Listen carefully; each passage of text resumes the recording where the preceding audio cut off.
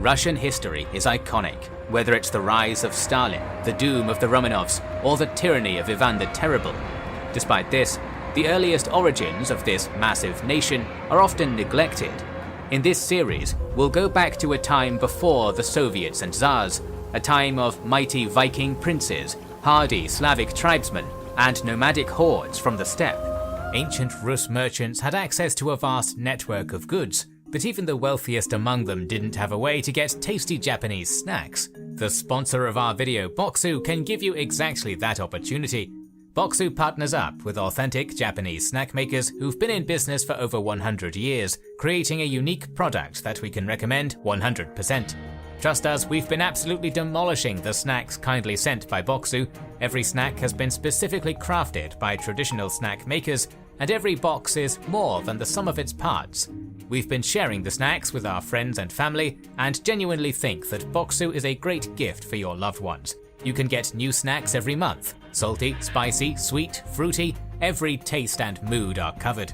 This month's box is called Seasons of Japan and is all about celebrating the beauty of each season. We can definitely recommend you try white strawberry and Paku Paku Thai chocolate. Both are full of sweet goodness. Get Boxu for yourself and your loved ones and you won't be disappointed.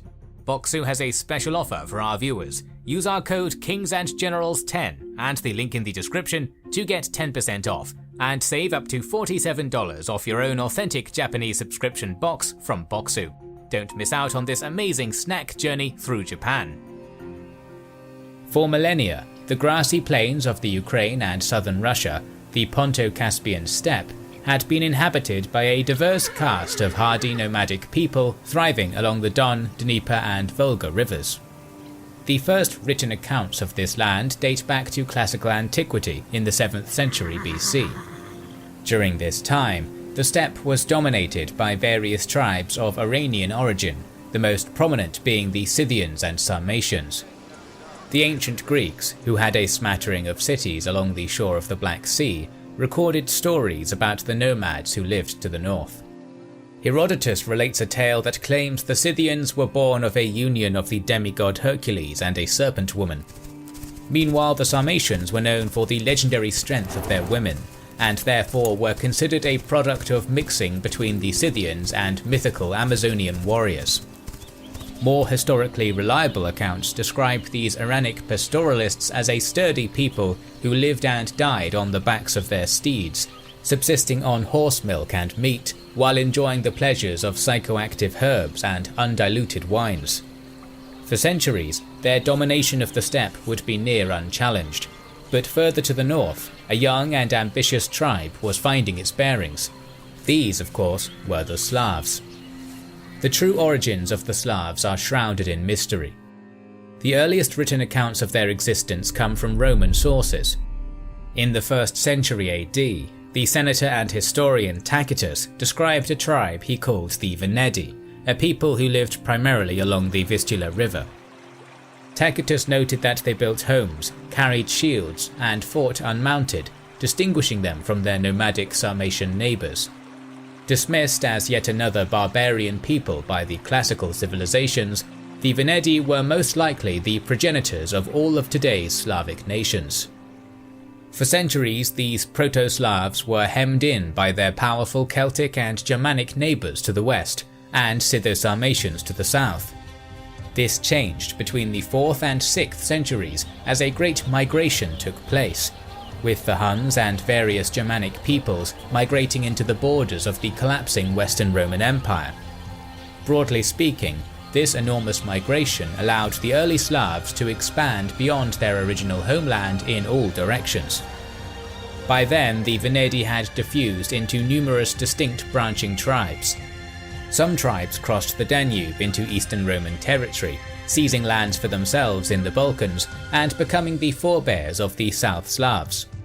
Some tribes ventured westward into the domain of the Avars. There they carved a home for themselves and became the eventual predecessors of the Western Slavs. Most important to our story are the tribes who went eastwards into modern Ukraine. The Scythians and Sarmatians, who for centuries had dominated the steppe, were weakened by centuries of war with the Goths, Romans and Huns. The Proto-Slavs sunk their roots into this unstable region, eventually assimilating the last remnants of these ancient peoples. While we know little of this eastern migration, it is evident that in the following decades, Slavic peoples would continue to expand across much of modern Ukraine, Belarus, and central western Russia, intermixing with various clans of indigenous Finno-Ugrics and Baltic peoples, the ancestral cousins of Lithuanians, Latvians, Estonians, and Finns. By 750 AD, the Eastern Slavs occupied land from Lake Ladoga in the north to the coast of the Black Sea. While they shared a common language and culture, the Eastern Slavs were not politically united, divided into many tribes that operated on complex kinship ties. They tended to avoid the high ground, settling along rivers and lakes where water was abundant. There they built strongholds with enclosed earth and timber ramparts, wooden walls, and an external ditch. These bastions were often surrounded by various peripheral villages, which provided grain and livestock. Not much is known about the native religion of the early Slavs, other than that they held to a pantheon of gods resembling those of their Indo-European cousins. The most well attested to of these is Perun, their god supreme, wielder of thunder and lord of the sky. His eternal foe was Veles, ruler of the underworld, associated with magic, shamanism, and sorcery. There were of course many other deities, embodying fertility, fire, and the passing seasons, among other things. Pagan Slavs saw their gods as being tied intrinsically with the untamed wilderness in which they lived, and built their shrines in oaken groves.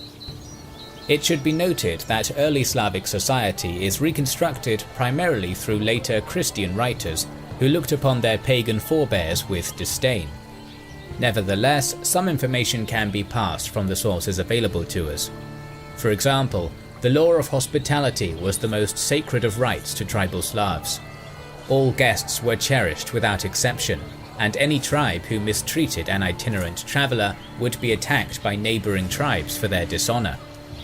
War was not uncommon, both with the Balts and Finns and amongst the Slavs.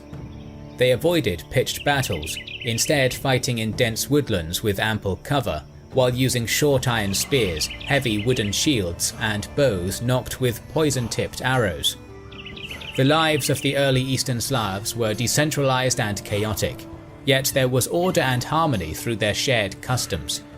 Nonetheless, things were soon to change, as new arrivals came from the north on the decks of dragon-headed longboats. At the turn of the 9th century, the Scandinavian peninsula had a burgeoning population. In a cold, mountainous climate, good farmland was a rarity. This pushed the Norsemen to sail from their homes seeking new lands. Generally speaking, the Danes went westwards, where they became known to the English and French as Vikings.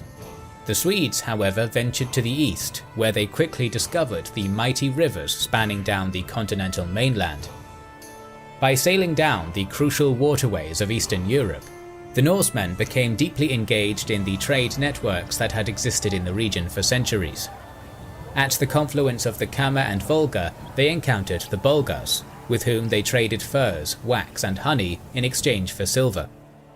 Occasionally they rode further upriver and traded with the Khazars, whose control over the steppe had granted them rule over an incredibly wealthy land of diverse peoples, including many Slavic tribes.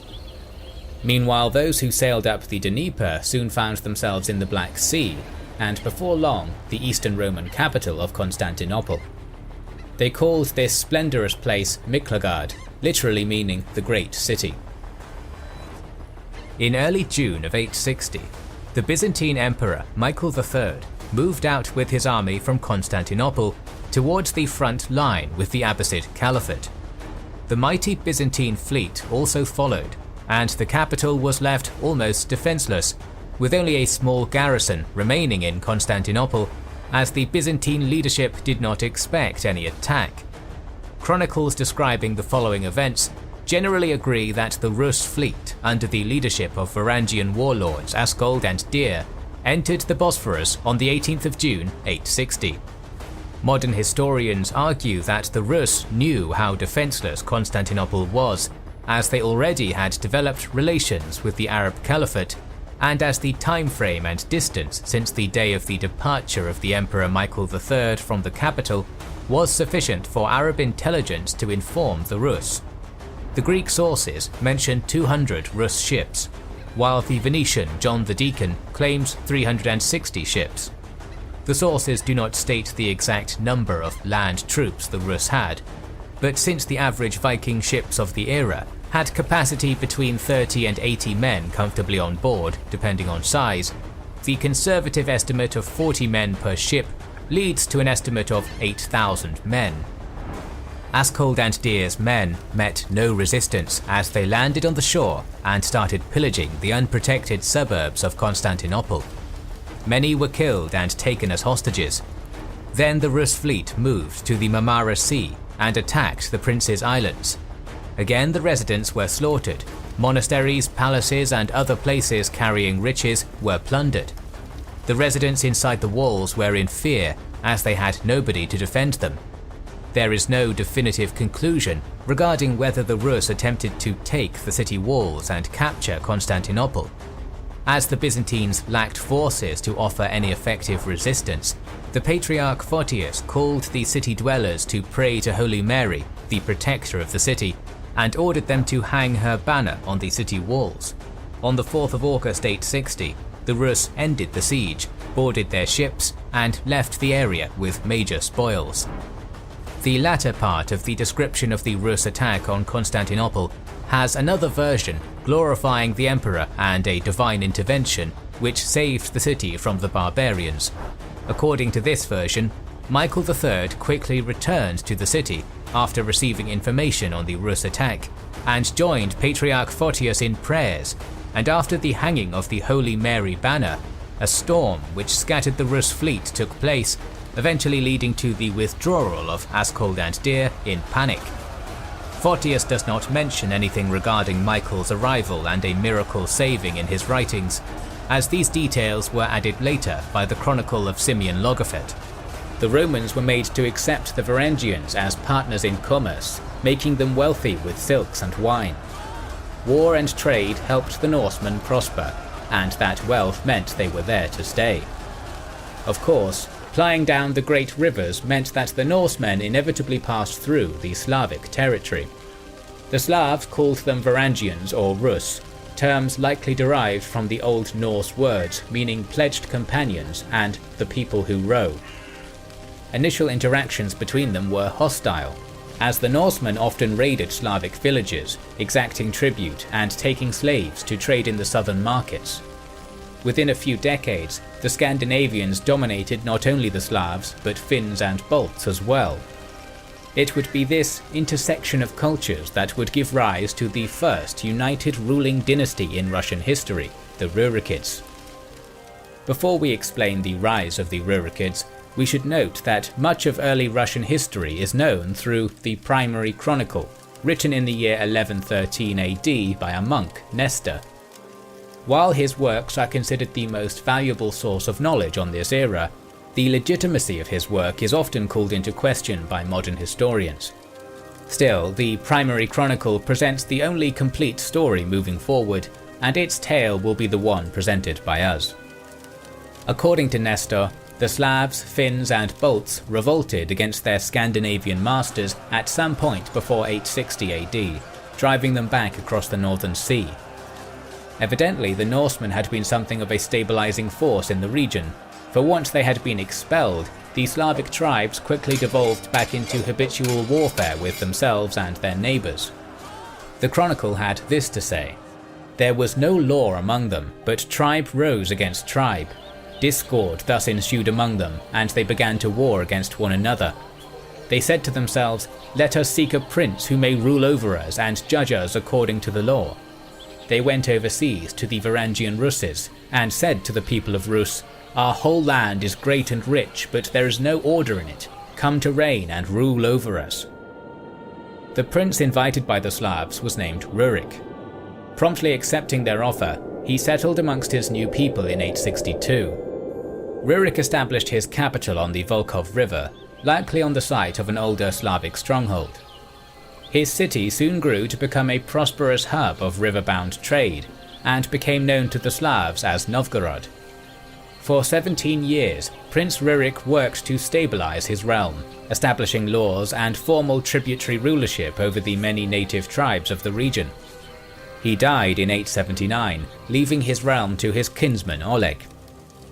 By all accounts, Oleg was the classic embodiment of a Viking warrior, an ambitious prince who sought to expand his lands through conquest. To that end, he turned his gaze upon the Great Khaganate to the south. Ruling the crossroads of an international trading hub, the Khazars were naturally tolerant of the many tribes and religions in their domain. In one of history's more peculiar twists, the Turkic rulers had even converted to Judaism. Among their tributary subjects were the majority of the Eastern Slavic tribes in the south. For centuries, the Khazars prospered in their steppe land. Oleg, however, was not a foe to be trifled with. He had all the tribes of the north united under him, and commanded a vast army comprised of Norse, Finnic and Slavic warriors. According to Nestor, Oleg sailed his army up the Dnieper River in 882, seizing the towns of Smolensk and Lubeck en route. Before long, they arrived upon the wooded hills of Kiev, an ancient outpost most likely founded by Eastern Slavic migrants as early as the 5th century. By the time of Oleg's arrival, Kiev was a vassal of the Khazars and was ruled by the Norse warlords Askold and Dir, who evidently were the ones behind the Varangian attack on Byzantium back in 860. Oleg is said to have confronted his fellow Norse rulers, decrying them boldly, saying, "You are not princes, nor even of princely stock, but I am of princely birth." Askold and Dir were promptly slain, and Oleg took firm control of Kiev. He was quick to see the value of this town. Kiev was surrounded by fertile soil, and its position along the Dnieper River gave it the potential to be a heart of trade and commerce. Oleg declared himself the Prince of Kiev, and decided it would be from there he would rule the rest of the realm. Soon he ventured on, wresting more Slavic tribes from Khazar control. By 885, the prince had united the vast majority of the Eastern Slavs under his rule. It is here that the Kyivan Rus was born, a nation that would survive for 3 centuries and grow to become among the most prosperous in medieval Europe. Kiev was its grand capital, from which the descendants of Rurik and Oleg ruled as princes of the Rurikid dynasty. While Rus originally referred to the nation's ruling Scandinavian elite, in time, all the tribes of the Kievan realm, whether Slavic or Nordic, simply came to be known as the people of the Rus. Through fate and conquest, the Rurikid princes had given their names to the land, which Russia, the land of the Rus, retains to this day. The early Kyivan Rus was in function a tributary empire, comprised of internally autonomous tribes and towns, all under the suzerainty of the Grand Prince of the Rurikid dynasty, who was based in the prosperous trading city of Kiev. Each tribe within was ruled independently, paying a tribute to Kiev, and joined their armies to the Grand Prince in times of war. The tribes received protection from the Grand Prince's Druzhina, an elite retinue of warriors who kept order across the realm. Culturally, the early Kievan state was an ethnic and linguistic smorgasbord. The Rurikid princes and their Druzhina were most likely predominantly Scandinavian, although a skilled warrior from any origin could join the prince's retinue. The majority of peoples in Rus lands were the Eastern Slavs, who spoke the Old East Slavic language, from which modern Russian, Ukrainian and Belarusian stem. Other peoples in the Kyivan Rus included the Finno-Ugric and Baltic-speaking tribes in the north, and likely some Turkic peoples from former Khazaria. Religion across the realm was a diverse spectrum. The pagan Slavs continued to worship Perun and Volos in their oaken groves, while the Scandinavian elites retained aspects of their own pantheons of Thor, Odin and Loki. One of the most famous living accounts of Norse religious rites comes from the Arab traveller Ibn Fadlan, whose journey up the Volga River in 922 brought him into an encounter with a boisterous tribe of Varangian Norsemen.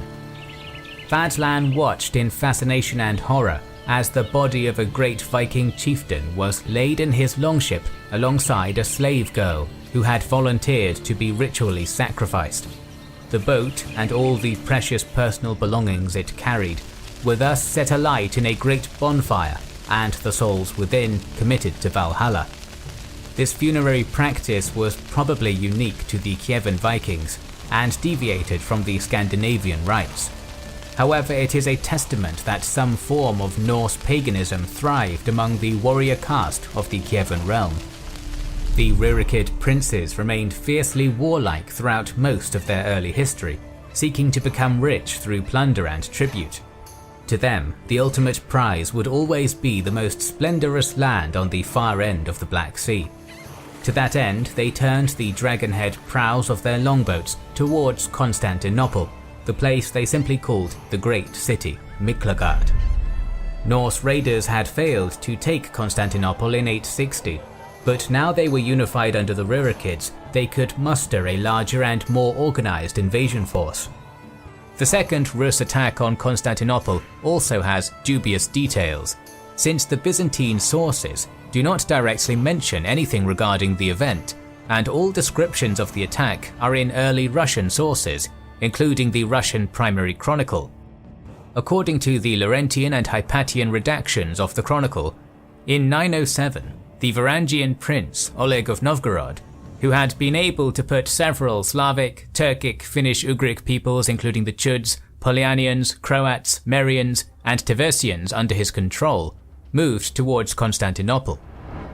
Oleg's army consisted of 2,000 ships, each containing 40 men, which sailed from the Dnieper into the Black Sea, and an unknown number of horsemen who travelled on horseback from the Rus territories towards Constantinople. Thus, according to the Russian Primary Chronicle, Oleg had 80,000 men in his army, excluding the cavalry. This is a truly astonishingly high number for its era, especially for the Rus, who were just consolidating at the time as a state and regional force. The Novgorod Chronicle mentions 100 to 200 ships, which would make the army size 4,000 to 8,000 men, a much more plausible figure. Then the Russian Primary Chronicle describes Oleg's army reaching Constantinople. The Byzantines locked the Golden Horn Strait with a chain, preventing the Rus fleet from passing into the Marmara Sea. Instead, Oleg and his men disembarked on the shore and proceeded to loot and pillage the suburbs of the city, murdering and capturing Byzantine subjects in the process without any resistance from the imperial forces. The reason for lack of resistance is not described, and it is peculiar that one of the strongest naval forces of the time, the Byzantine fleet, did not oppose Oleg's ships. After looting and pillaging, Oleg commanded his men to make wheels, which they attached to the ships, and ordered them to be moved against the city. The Byzantines became worried and asked Oleg to cease hostilities and offered tribute in exchange. Oleg accepted and his troops stopped. During the negotiations, the Byzantines offered Oleg wine, but the latter refused to drink, fearing poison. This certainly flared tempers, and eventually the Byzantines accepted Oleg's demand to pay 12 gold pieces for every Rus soldier as an annual tribute. Oleg's attack was concluded by a treaty between the Rus and the Byzantines, which is reflected in the Byzantine sources. With that, Oleg returned home. Additionally, the Rus had won trading concessions with the Roman Emperor, which boded well for the long-term economic prosperity of the Kyivan realm. It is notable that the Rus ambassadors, who bore Scandinavian names such as Farolf, Hrolaf and Stemir, swore to uphold this agreement by swearing upon the Slavic gods, which suggests that Slavic and Norse customs had already begun to blend. Oleg died in 912, succeeded by Igor, the son of Rurik himself. The young prince was met with adversity at the very beginning of his reign. Troublesome Slavic Drevlians refused to pay him tribute.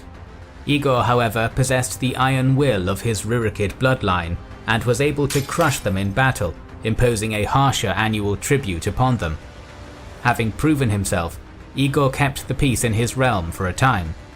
Like his predecessors before him, he began to dream about the Byzantines' wealth.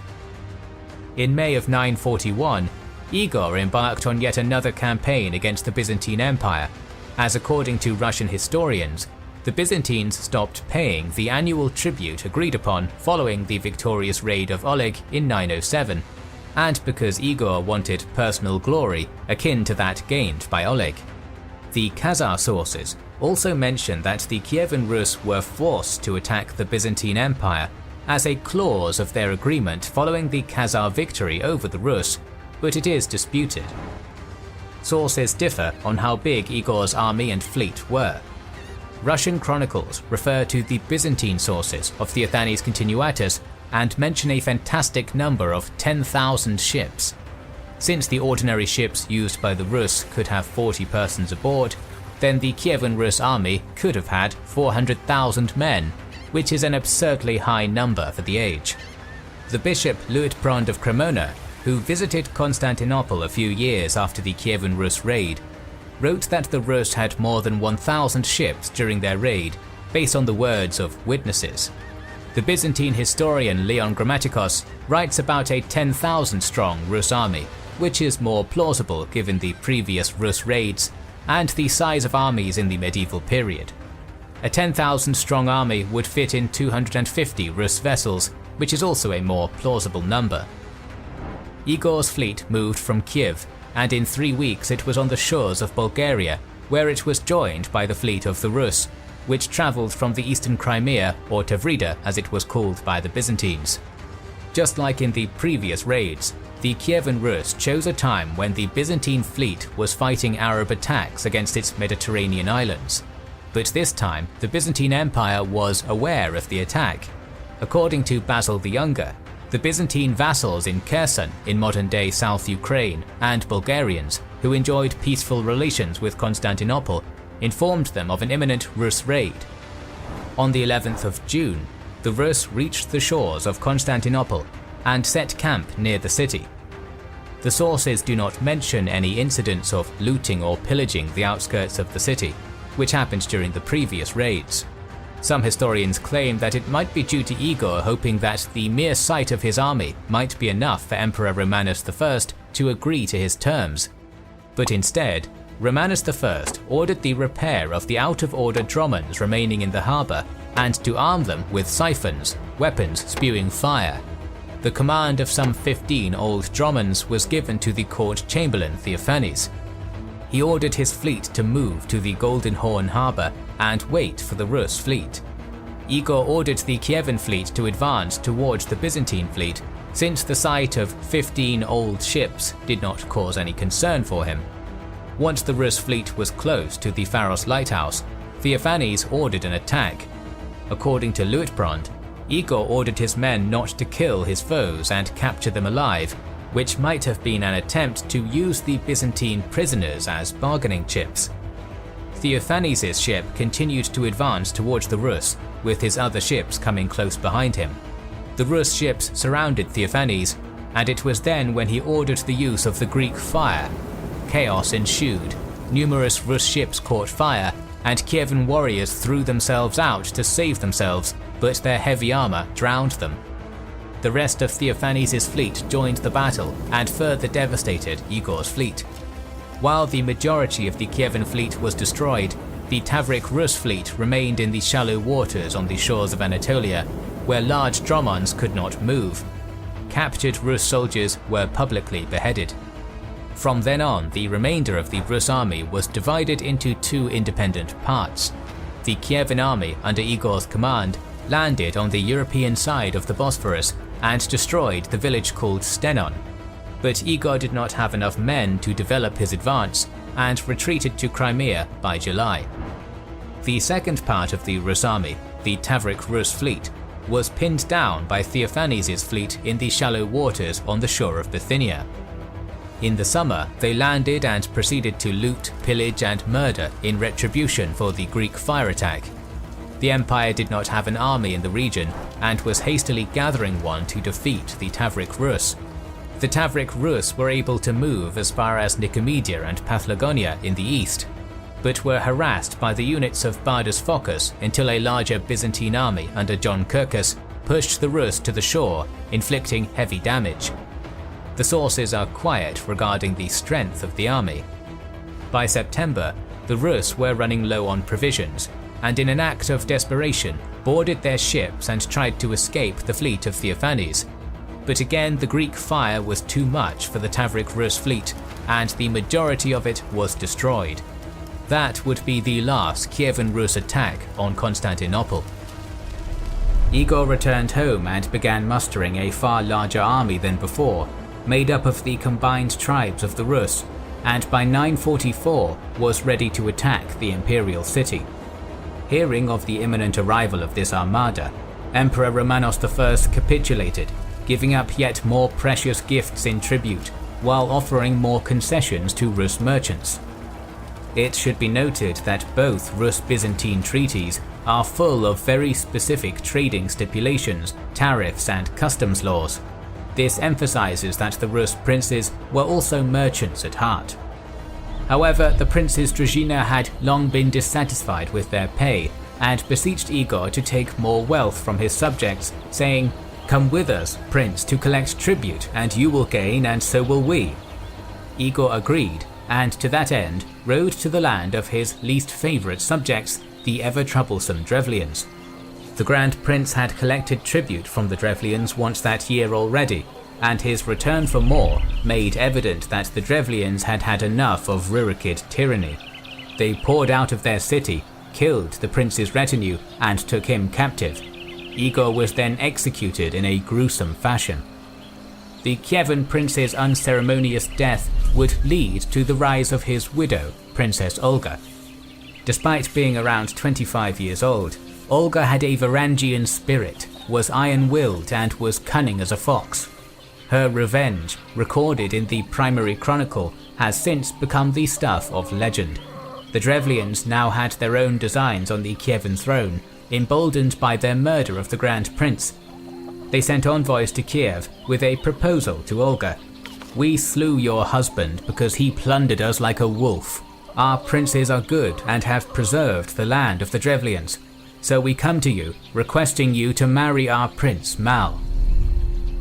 The princess knew that marrying the Drevlian prince wasn't an option, firstly because he would surely murder her infant son Sviatoslav, and secondly because vengeance burned in her heart.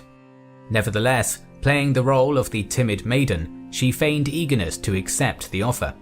The next day, she had the Drevlian emissaries carried to her palace in their boat under the guise of honouring them, only to have the boat thrown into a ditch and the emissaries buried alive.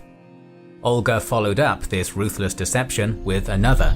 Sending a messenger to the Drevlians, she claimed she would happily marry their Prince Mal, if only they would send her an honour guard of their best soldiers so she could be escorted in a manner befitting a princess.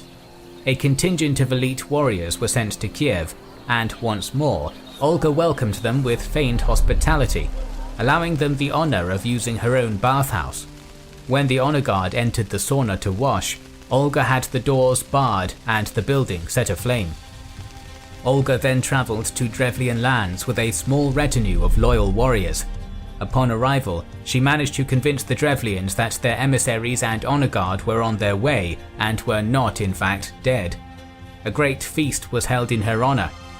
As the sun set and the crowd grew drunk with mead, Olga gave her cue and her warriors massacred over 5,000 Drevlians. Soon, Olga returned with a massive army to finish the job. Town after town in Drevlian lands fell until she reached their capital in Koristan. Knowing that cunning, not brute strength, was the key into the city, Olga offered an olive branch of mercy. "At this time you have neither honey nor furs, so I have a small request to make. Give me 3 pigeons and 3 sparrows from each household. I do not wish to lay a heavy tribute on you, as my husband did." The people of Koristan were overjoyed and eagerly fulfilled the princess's will. Unfortunately for them, the fires of Olga's vengeance had not dimmed. She had her soldiers attach to each bird a small piece of sulphur wrapped in cloth and tied to a fuse. When night fell, she ordered the fuses to be lit and the birds to be set free. Flying back over Koristan with their tail feathers alight, the sparrows and pigeons set the entire town aflame.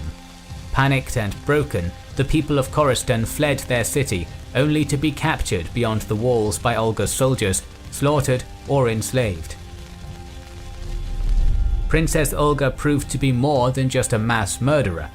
For many years after her annihilation of the Drevlians, she proved to be an effective, well-respected head of state, ruling the Kyivan Rus as regent on behalf of her young son Sviatoslav.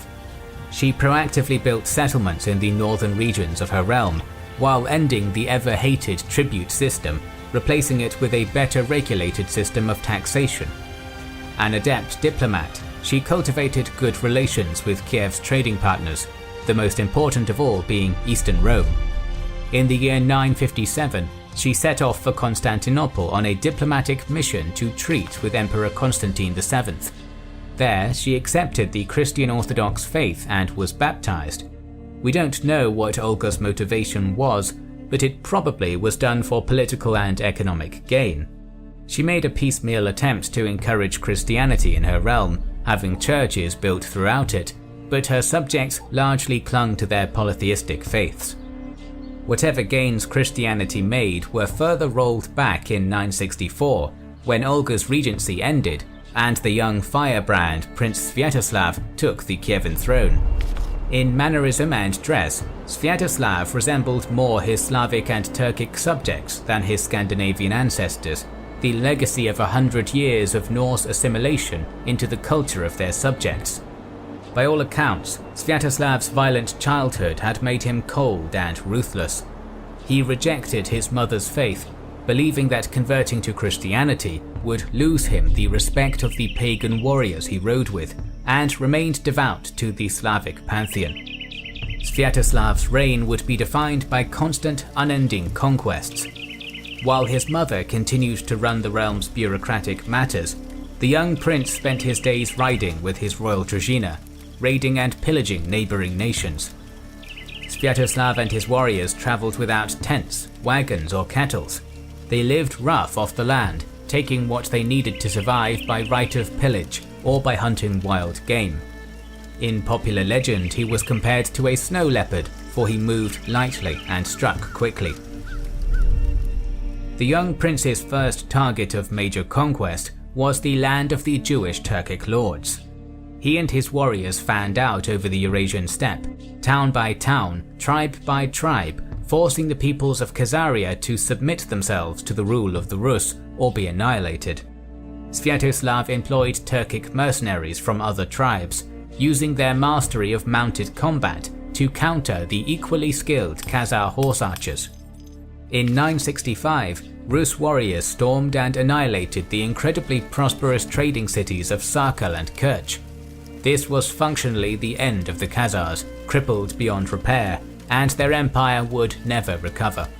The final death blow came in 969, when their capital at Atil was destroyed. A year prior to this, Eastern Roman envoys had approached the Rus prince with an offer. In return for a hefty tribute of 15,000 pounds of gold, Sviatoslav was asked to participate in a joint invasion of the enemy of the Romans, the mighty Danubian Bulgars. Sensing an opportunity for wealth, war and glory, Sviatoslav eagerly accepted the Roman tribute and mustered a 60,000-strong army of Norsemen, Slavs and Pecheneg mercenaries. Like his ancestors, he struck like a lightning bolt from heaven, annihilating the armies of Bulgar Khan Boris II and quickly conquering the entirety of northern Bulgaria. Emperor John Tzimiskes now realized he'd made a deal with the devil. Sviatoslav was becoming far too powerful, and his marauding army would likely not stop in Bulgaria, but could pillage its way to the very gates of Constantinople itself. Knowing that Kiev was largely undefended, the Romans bribed the Pechenegs to betray Sviatoslav and lay siege to the city. The Pechenegs proved unscrupulous in the face of Roman gold, and promptly thundered into the Kievan heartland, laying siege to the Rurikid capital. Now an elderly woman, Olga was nonetheless able to lead her men and hold out against the Turkic horde until Sviatoslav could return with his army, driving the Pechenegs back to their steppe homeland. Olga died of illness soon after the siege, and was buried quietly on consecrated ground as Christian tradition demanded. In death, she was canonized as Saint Olga, with the epithet equal to the apostles. To this day, she is revered by the Orthodox Church. Meanwhile, the Romans, not content with poking the bear only once, demanded that all territory won by the Rus in Bulgaria had to be surrendered to the emperor in Constantinople, as Sviatoslav had invaded Bulgaria on their behalf. Sviatoslav refused and launched an invasion of Byzantium with a massive army of Norsemen, Slavs, Magyars, and contingents of loyal Pechenegs and Bulgars. The Rus coalition smashed against the gates of Adrianople, but were defeated by a Roman counteroffensive at the Battle of Arcadiopolis in 970. The Rurikid prince was forced to retreat to Dorostelon, where he held out against the Romans for 65 days, but cut off and surrounded, was eventually forced to make peace with them, relinquishing his conquests. Fearing that the truce with Sviatoslav would not endure, the Byzantine emperor induced the Pecheneg Khan Kurya to kill the Rus prince before he reached Kiev. Sure enough, while attempting to cross the cataphracts on the Isle of Khotitsa, he and his retinue were set upon by a hail of Turkic arrows. Sviatoslav was killed in the ambush, and according to legend, his skull was turned into a drinking vessel for the Pecheneg Khan. Upon Prince Sviatoslav's demise in 972, Rus was divided between his sons. The eldest, Yaropolk, ruled from the traditional capital of Kiev. The middle child, Oleg, ruled the rich land of the Drevlians, a tribe that had been thoroughly brought to heel by his grandmother, Olga. Finally, the youngest of the three ruled from the northern capital of Novgorod. The bastard son of a slave, he was overshadowed by his two half-brothers, and each of them were under the influence of the lesser lords, the boyars. For instance, Vladimir's domain was administered by his maternal uncle, the ambitious Dobrynya, while Yaropolk's realm was run by one of Sviatoslav's veterans, the Norse warlord Svenalda. With three puppeteered by ambitious men, the Kievan state was a powder keg just waiting to be lit. According to legend, that spark came sometime in 974, when the son of Svenalda, Lyut, wandered into the lands of the Drevlians on a hunting trip, and was discovered by Oleg, who demanded to know who had the nerve to poach game from his forest. Lyut introduced himself as the son of Svenalda, and was promptly executed by Oleg. We can assume this was done at the behest of his own scheming boyars. Back in Kiev, Svenalda was furious about the death of his son, and put immense pressure upon Yaropolk to make war upon Oleg. The Norse regent was motivated both by vengeance and the prospect of controlling the rich Drevlian forest. Initially hesitant, Yaropolk was eventually cowed to Svenalda's will, and in 976 marched his armies into Drevlian territory. Oleg's forces were handily crushed by Svenalda. The prince fled with his army to the town of Ovruch, where in a frantic panic they trampled one another to get over the narrow drawbridge and behind the safety of the town walls. Yaropolk and Svenalda arrived a day later and demanded that Ovruch surrender Prince Oleg. Instead, the townsfolk pointed to their external moat. It was revealed that in the panic, Oleg, like many of his men, had been pushed off the drawbridge, where he had drowned in the muddy waters below. According to legend, Yaropolk ordered his brother's corpse to be dragged from the mire and laid atop a clean rug. Weeping heavily, he addressed Svenalda, "Rejoice now, your wish is fulfilled." In Novgorod, Prince Vladimir received the news of what had transpired. Advised that Yaropolk would likely attack him next, he fled to Norway to seek refuge with his relative, King Håkon Sigurdsson. Taking advantage of this flight, Yaropolk installed local boyars in Novgorod, effectively seizing control of the entire Kyivan Rus. Vladimir, however, was not idle in his exile. Proving charismatic, the youth recruited an army of warriors in Norway and sailed back to Novgorod with his Vikings, kicking out Yaropolk's boyars and sending a message: "Vladimir is marching against you, prepare for war." Before his southward march, Vladimir wanted to secure an alliance with the powerful Rangvald, the Viking ruler of the Polotsk tribe, who lived in modern Belarus. The prince sought a marriage with Rangvald's daughter, Ragnhild, but was rebuked with disgust as the latter claimed that she would never marry the bastard son of a slave. This rejection infuriated Vladimir and his uncle Dobrynya, whose sister was the very slave in question. The prince gathered his Viking mercenaries and all of the Slavic tribes of the north, conquered Polotsk, slew Rangveld, and took Ranghild by right of conquest. Vladimir then commenced his southwards campaign upon Yarapolk. His army soon overran the tribes of the south, forcing the Prince of Kiev to flee to the town of Rozhnya, pursued doggedly by his vengeful younger brother. On June 11th of 978, Yarapolk gave up the fight, emerging from the city gates to make peace with his brother. Instead, he was cut down by Vladimir's Norse soldiers. The interregnum was over, and Vladimir now entered Kiev as the Grand Prince of Rus. Vladimir chose to commemorate his triumph over his older brother by reinforcing polytheism in his realm, uniting his followers by erecting not only Slavic, but also Norse, Finnic, and even Iranian gods on the hilltop above Kiev. Reportedly, the new Grand Prince was the archetypal heathen warlord. He feasted and feuded freely, while indulging in the company of 5 wives and over 800 concubines, many of whom he'd seized forcefully and enslaved.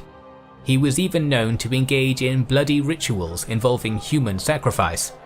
Whether this portrait of a ruthless barbarian king is true, or the biased invention of later Christian chroniclers, we may never know. Like his father, Vladimir spent a good chunk of his early reign making war. In 981, his army seized much of Red Ruthenia, forming a borderland between the Rus and the powerful Piast kings of Poland. This would be the first conflict of significance between the Proto-Russians and their Western Slavic cousins, but as many are aware, far from the last.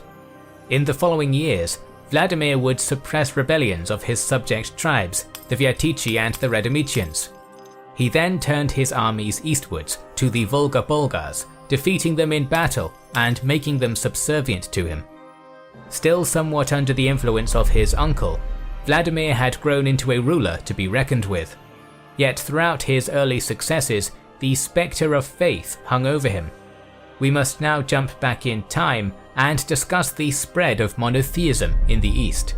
The conversion of Olga in the 950s had been the Rus people's first real introduction to Christianity. However, the influence of the monotheistic faiths had been making gains in the states surrounding Rus for decades before that. The Latins and Greeks of the Frankish and Byzantine empires, along with the Muslims of the Persianized Abbasid Caliphate, were wealthy, powerful bearers of noble cultural legacies. As such, formerly animist and pagan peoples from Central Europe to the Eastern Steppe began converting to their monotheistic faiths to earn themselves a legitimate place in the political world of these economic and cultural heavyweights. The Khazars had been among the first to follow this trend. Before their destruction at the hands of Prince Sviatoslav, their ruling elite had adopted Judaism, the oldest of the Abrahamic faiths. Meanwhile, their neighbors, the Volga-Bulgar tribes, had converted to Islam in 922, seeking closer ties with their crucial trading partners in Abbasid Baghdad. Christianity had begun making headway in the 860s, when 2 missionary brothers, Cyril and Methodius, set out from their native Byzantium to spread the Orthodox Christian rite to the Slavic peoples. They travelled to the lands of Great Moravia, where they learned the local Western Slavic language and created for it a written script based on Greek letters, known as Glagolitic. Using their new alphabet as a cornerstone, they standardized many Western Slavic dialects into Old Church Slavonic, which became the new liturgical language. Now able to attend church services in a tongue familiar to them, the Western Slavs were Christianized. The Catholic rite eventually prevailed in Moravia, but Slavonic Christianity found success elsewhere. The Danubian Bulgars had converted to Greek Orthodox Christianity in 864, but didn't want to become too culturally dependent on their longtime Byzantine rivals. As a result, they welcomed the disciples of Cyril and Methodius into their lands, adopting the Slavonic church tongue over Byzantine Greek as the official language of their people. which is one of the reasons why arguably Turkic Bulgarians speak a Slavic tongue today. Furthermore, the Bulgars streamlined the unwieldy Gagalitic into something easier, the Cyrillic alphabet, named posthumously after Cyril. Prince Vladimir was slowly realizing that when his grandmother Olga had converted decades earlier, it had not been an admission of weakness, but an act of cunning. War brought glory to the Rus, but trade and commerce was the lifeblood of the realm. The princes of Kiev had maintained trade relations with their neighbours, but in order to deepen their ties with the wealthiest realms of Eurasia, they needed monotheism. Once more, it is Nestor's chronicle which tells us the legend of Vladimir's conversion. In 987, the Grand Prince had envoys sent to learn about Judaism, Islam, Latin Christianity, and Greek Christianity to choose which faith would be the best fit for his people. Vladimir was unimpressed by Judaism, pithily asking why a people exiled from their homeland could be a model to follow. Islam did not make a great impression either, as rather than venturing to the splendorous city of Baghdad, the Rus envoys learned about the faith from the Muslims of Volga Bulgaria, remarking, "There is no gladness among them, only sorrow and a great stench. Their religion is not a good one." Upon learning that Islam prohibited the consumption of alcohol, Vladimir remarked, "Drinking is the joy of the Rus. We cannot exist without that pleasure." Meanwhile, the Rus emissaries who had travelled to the western lands of the Franks proclaimed that their churches were unimpressive and their Latin rites were without beauty. Only in the Eastern Roman Empire did the envoys find joy. In Constantinople they bore witness to the full splendour of Orthodox ritual within the opulence of the Hagia Sophia. Upon their return, they said to their prince, "We no longer knew whether we were in heaven or on earth, nor such beauty, and we know not how to tell of it." Vladimir was sold upon the path of Byzantine Christianity, and the future of the Rus peoples was decided. Despite these colourful anecdotes, the real reason for Vladimir's choice was most likely a matter of pragmatism. Of the lands his envoys went to, Eastern Rome was the closest and richest, and furthermore, the expeditions of Igor and Oleg had already secured them a working, if rocky, relationship with the Greeks.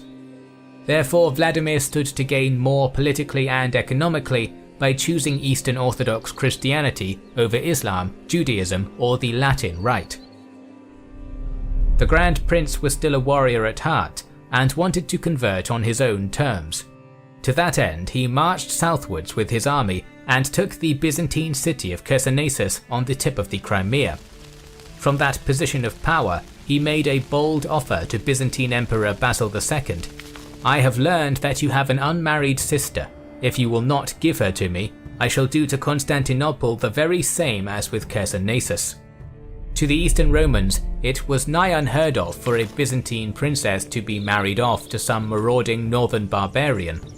However, Basil was busy dealing with insurrection in his empire, fighting the rebellious general Bardas Phocas. He was in no position to open another front against the Rus. It was a decidedly better option to make an ally of them. Thus, the Roman Emperor agreed to give up his sister on two caveats. First, that Vladimir would send military aid to help him crush Phocas's rebellion, and second, that the Rus prince would convert to Orthodox Christianity, which he wanted to do anyway. In 988, the deal was struck. Vladimir was baptized in Chersonesus, renouncing his many consorts and marrying Princess Anna. He then went home, returning the town to the Greeks. True to his word, Vladimir sent a force of 6,000 Norse warriors across the Bosphorus, where they crushed Phocas's insurrection.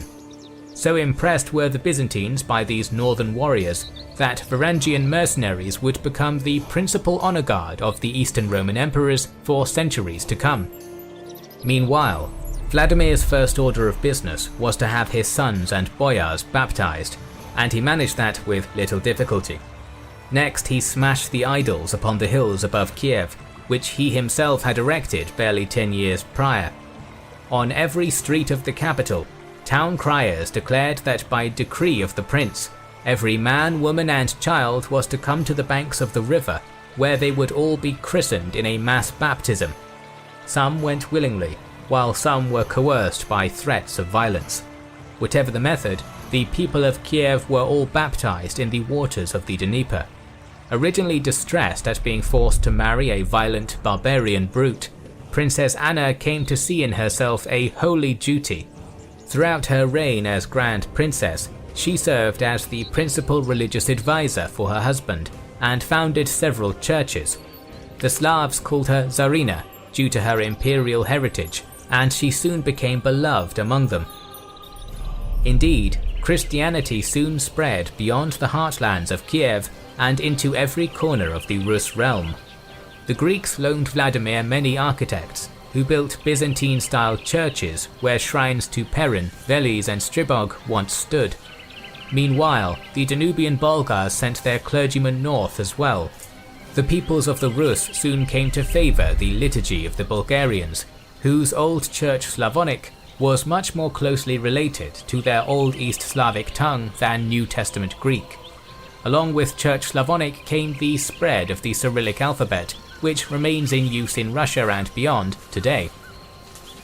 This mass conversion was not entirely peaceful, as many still clung to the old gods.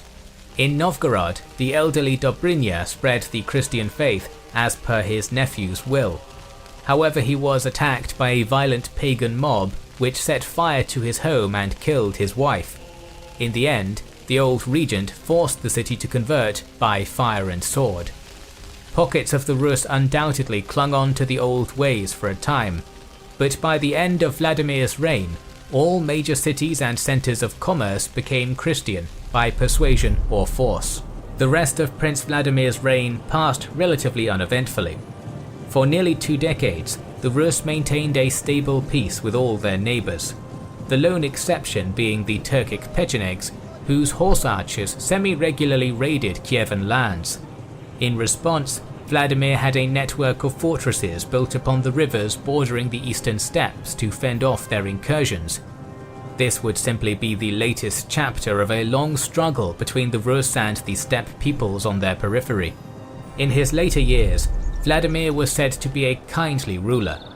In accordance with Christian precepts, he provided charity to the poor and sick, and made efforts to travel to the more isolated areas in his realm, listening to the petitions of those who otherwise would never have gotten to meet him. He passed away from natural causes in 1015, leaving behind a massively different country to the one he had inherited 30 years earlier. No longer was the Rus a land of warlords and tribesmen. It was now a veritable Christian empire, competing toe-to-toe with the successors of Greeks and Romans in economic and cultural influence. The Grand Prince Vladimir had had many wives, and through them many sons, some more beloved than others. The most ambitious of these sons was Sviatopolk, the product of a forced union between Vladimir and a Greek nun. Sviatopolk had never felt his father's love, having been married off to the daughter of a Polish Duke Bolesław as a youth, and sent off to vegetate in backwater Turów. He had attempted to rebel against Vladimir as a young man, only to end up in prison. However, he was soon released, and upon hearing about his father's death, immediately beelined it to Kiev to claim the throne, which he did in late 1015. Sviatopolk soon found that he did not have the support of the Kievites, who preferred his half-brothers Boris and Gleb, who ruled the towns of Rostov and Murom respectively, and had always been the favourite children of Vladimir, likely to Sviatopolk's bubbling resentment. Boris had always been assumed to be the heir apparent of the Kyivan Rus. Thus, when Sviatopolk took the capital, his boyars urged him to expel the usurper and take his rightful place on the Kievan throne. The Prince of Rostov declined, and replied benignly, "If any man say, 'I love God,' and hateth his brother, he is a liar. Be it not for me to raise my hand against him. Now that my father has passed away, let him take the place of my father in my heart." One would imagine that this would soothe the usurper's paranoia, but Sviatopolk sent his boyars and caught Boris, brutally stabbing him and all his servants to death. According to legend, Boris knew his murderers were coming but had sent his soldiers away, accepting his fate to prevent bloodshed. The executors then caught up with Prince Gleb on the river Smidden. It would be Gleb's own cook, bribed heavily, who would slit his throat. For these murders, Svyatopolk would earn himself the chilling epithet, the Accursed.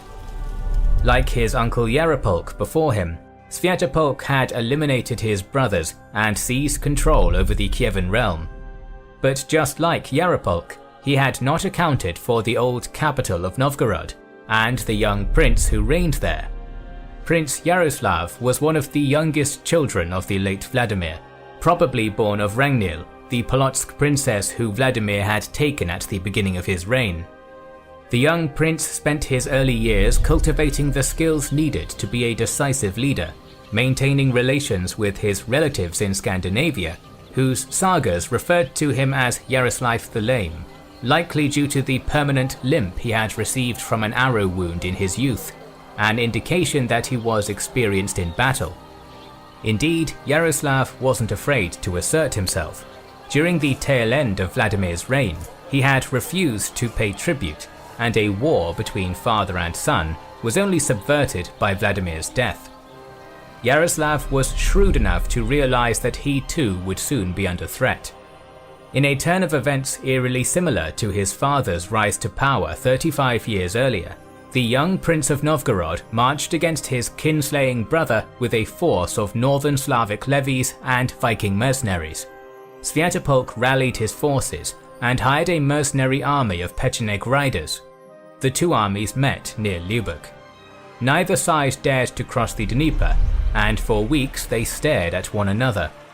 At some point during the standoff, Svyatopolk's men began taunting Yaropolk for his disability, and calling his men carpenters, not warriors. "When we defeat you, we will make you build us a mansion." Deeply angered, Yaroslav's soldiers poured across the river and crushed the southerners in a vicious melee. Yaroslav then marched into Kiev, declaring himself the new Grand Prince of all the Rus, while Svyatopolk fled west. Svyatopolk had powerful allies in Poland, and his father-in-law was now the king. With Bolesław's support and German and Hungarian mercenaries, the accursed prince returned, seizing Kiev and forcing Yaroslav back to Novgorod. A brutal civil war would continue for another year, before Yaroslav finally defeated Svyatopolk in a battle at the Elta River in 1019. Svyatopolk died of illness while retreating back to Poland, and Yaroslav re-entered Kiev, declaring himself the Grand Prince. The Kyivan Rus that Yaroslav had taken control of was a vastly different land to the one his father had inherited. Gone was the loose tributary confederacy of old, replaced by a centralized Christian empire. Yaroslav knew he could not rule his realm as a Rurikid warlord, so he set about becoming a just monarch, ruling upon the pillars of theology, learning, and law.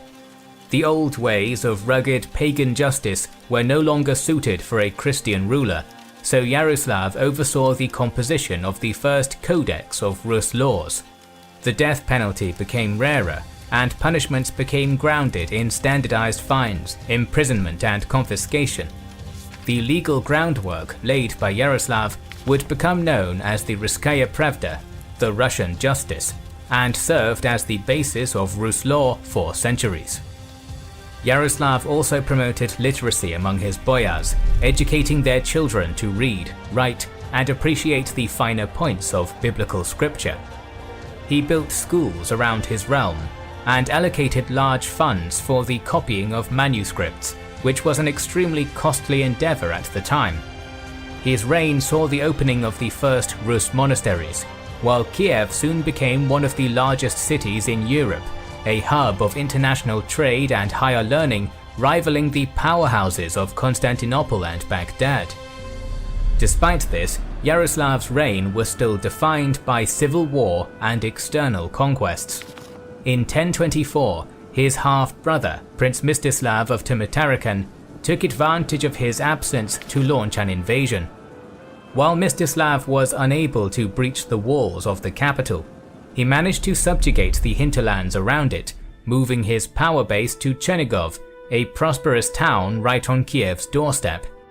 The Grand Prince retaliated, assisted by Norsemen sent by King Anund Jakob of Sweden. He struck fiercely at Chernigov, but was decisively beaten by Mstislav's army. As a result, Yaroslav was forced to relinquish a good chunk of his realm left of the Dnieper to his half-brother. Thankfully, Yaroslav was soon able to turn his fortunes around by establishing a working relationship with Mstislav despite their recent conflict. Together they launched a campaign against the Poles in 1030, retaking the Kyivan cities, which had been conquered by King Boleslav during his alliance with Svyatopolk. Yaroslav would later establish peace with King Casimir the Restorer by marrying off his sister Maria Dobroniega to the Polish monarch in 1043. Relations between the most powerful nations of Eastern and Western Slavs would remain stable for a time. Back in 1036, Mstislav had fallen sick while on a hunting trip and died. Taking advantage of his untimely demise, Yaroslav was able to reinstate control over the entirety of the Rus realm. Not that he had much time to rest on his laurels, as the Rus capital of Kiev stood as a monument of opulence, tempting any warlike peoples to try and seize its riches. In 1036, it would be the traditional frenemies of the Rus, the Pecheneg horde, that galloped out of their steppe lands to besiege the grand capital, just as they had a half-century earlier. Yaroslav was in Novgorod when he heard the news. One can only imagine the fury he must have felt. Enough was enough. The Pechenegs had been a thorn in the side of the Rus for too long. Yaroslav immediately rode south, forming an army made up of the men of Novgorod, Kiev, and a large contingent of Varangians, meeting the foe outside the walls of Kiev, where the two armies clashed. After a grueling struggle, the Turkic horde was crushed and routed. So decisive was this victory that from this point onward, the Pechenegs never again appeared as a significant player in Rus history. To commemorate his triumph, Prince Yaroslav commissioned the construction of the crown jewel of Kiev, St. Sophia's Cathedral. Yaroslav also undertook many outwards campaigns at the expense of the Lithuanians, Estonians, and Karelian Finns.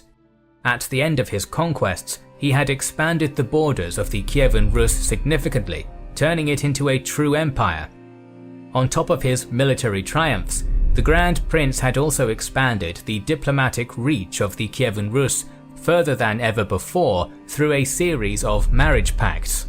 On top of marrying his sister to the King of Poland, his son Vsevolod was married to Emperor Constantine IX's daughter Anastasia, and he bequeathed his three daughters respectively to Henry I of France, Andrew I of Hungary, and the famous adventurer king Harald Hardrada of Norway.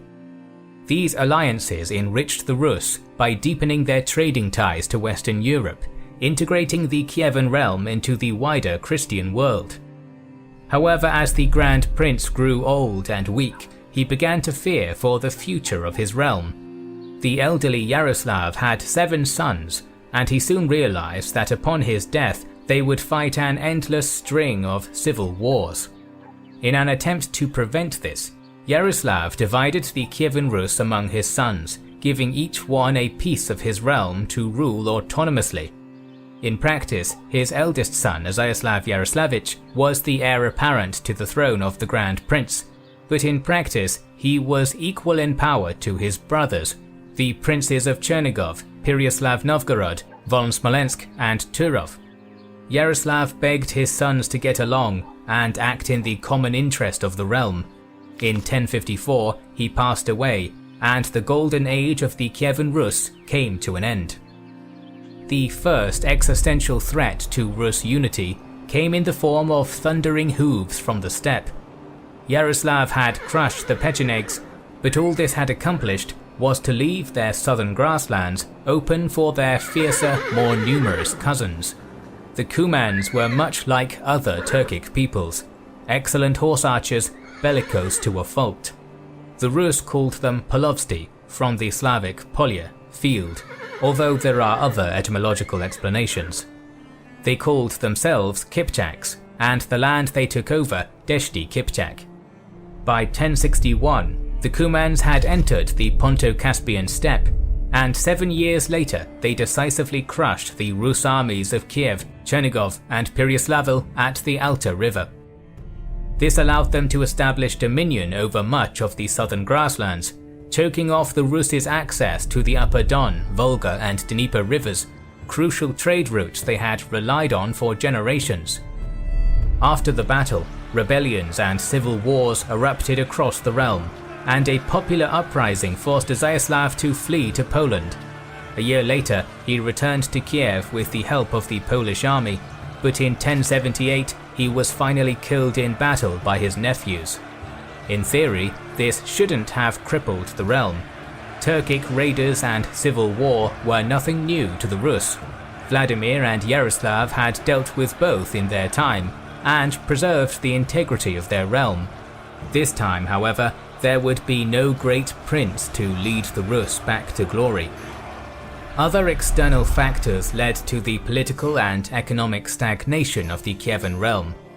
Back in 1054, the Christian world was divided by the Great Schism, when the Orthodox Patriarch of Constantinople officially cut ties with the Catholic Pope in Rome, and as fellow Orthodox, the Rus sided with the Patriarch. As a result, the trading ties that Yaroslav had once cultivated with Western Europe declined. The Latin world came to see the Rus as heretics. Byzantium was not the powerful ally it once was either. In 1071, the Eastern Romans found themselves rocked to their core when a series of civil wars following a devastating invasion of Seljuk Turks saw them lose most of their territory. Between that and the Cumans cutting off the most prosperous river trade routes, the flow of wealth into Rus lands decreased significantly. Overall, Rus was becoming increasingly isolated. The branches of the Rurikid family became more numerous, and since Kiev was not nearly the hub of international trade it once was, these lesser princes began to identify themselves with regional interests rather than with the Rus state as a whole. As Kiev declined, the functionally autonomous principalities and republics of Vladimir Suzdal, Novgorod and Halych-Volhynia became the main powerhouses in the East Slavic world. This tide of fragmentation would be stymied by Vladimir Monomakh, the last truly great prince of the Kyivan Rus. He managed to somewhat unite the increasingly disparate Rus princes back under Kievan primacy in 1095, and even managed to briefly turn the tide against the Cumans in a pair of victories against one of their most powerful Khans, Bonyak, in 1107 and 1114. Monomakh's reign would prove the exception to the rule, however.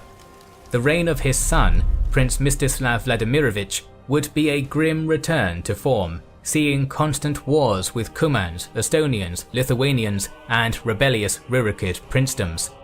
By the time of his death in 1132, people still paid lip service to Kiev, but the reality was that the unity of the Rus was dead.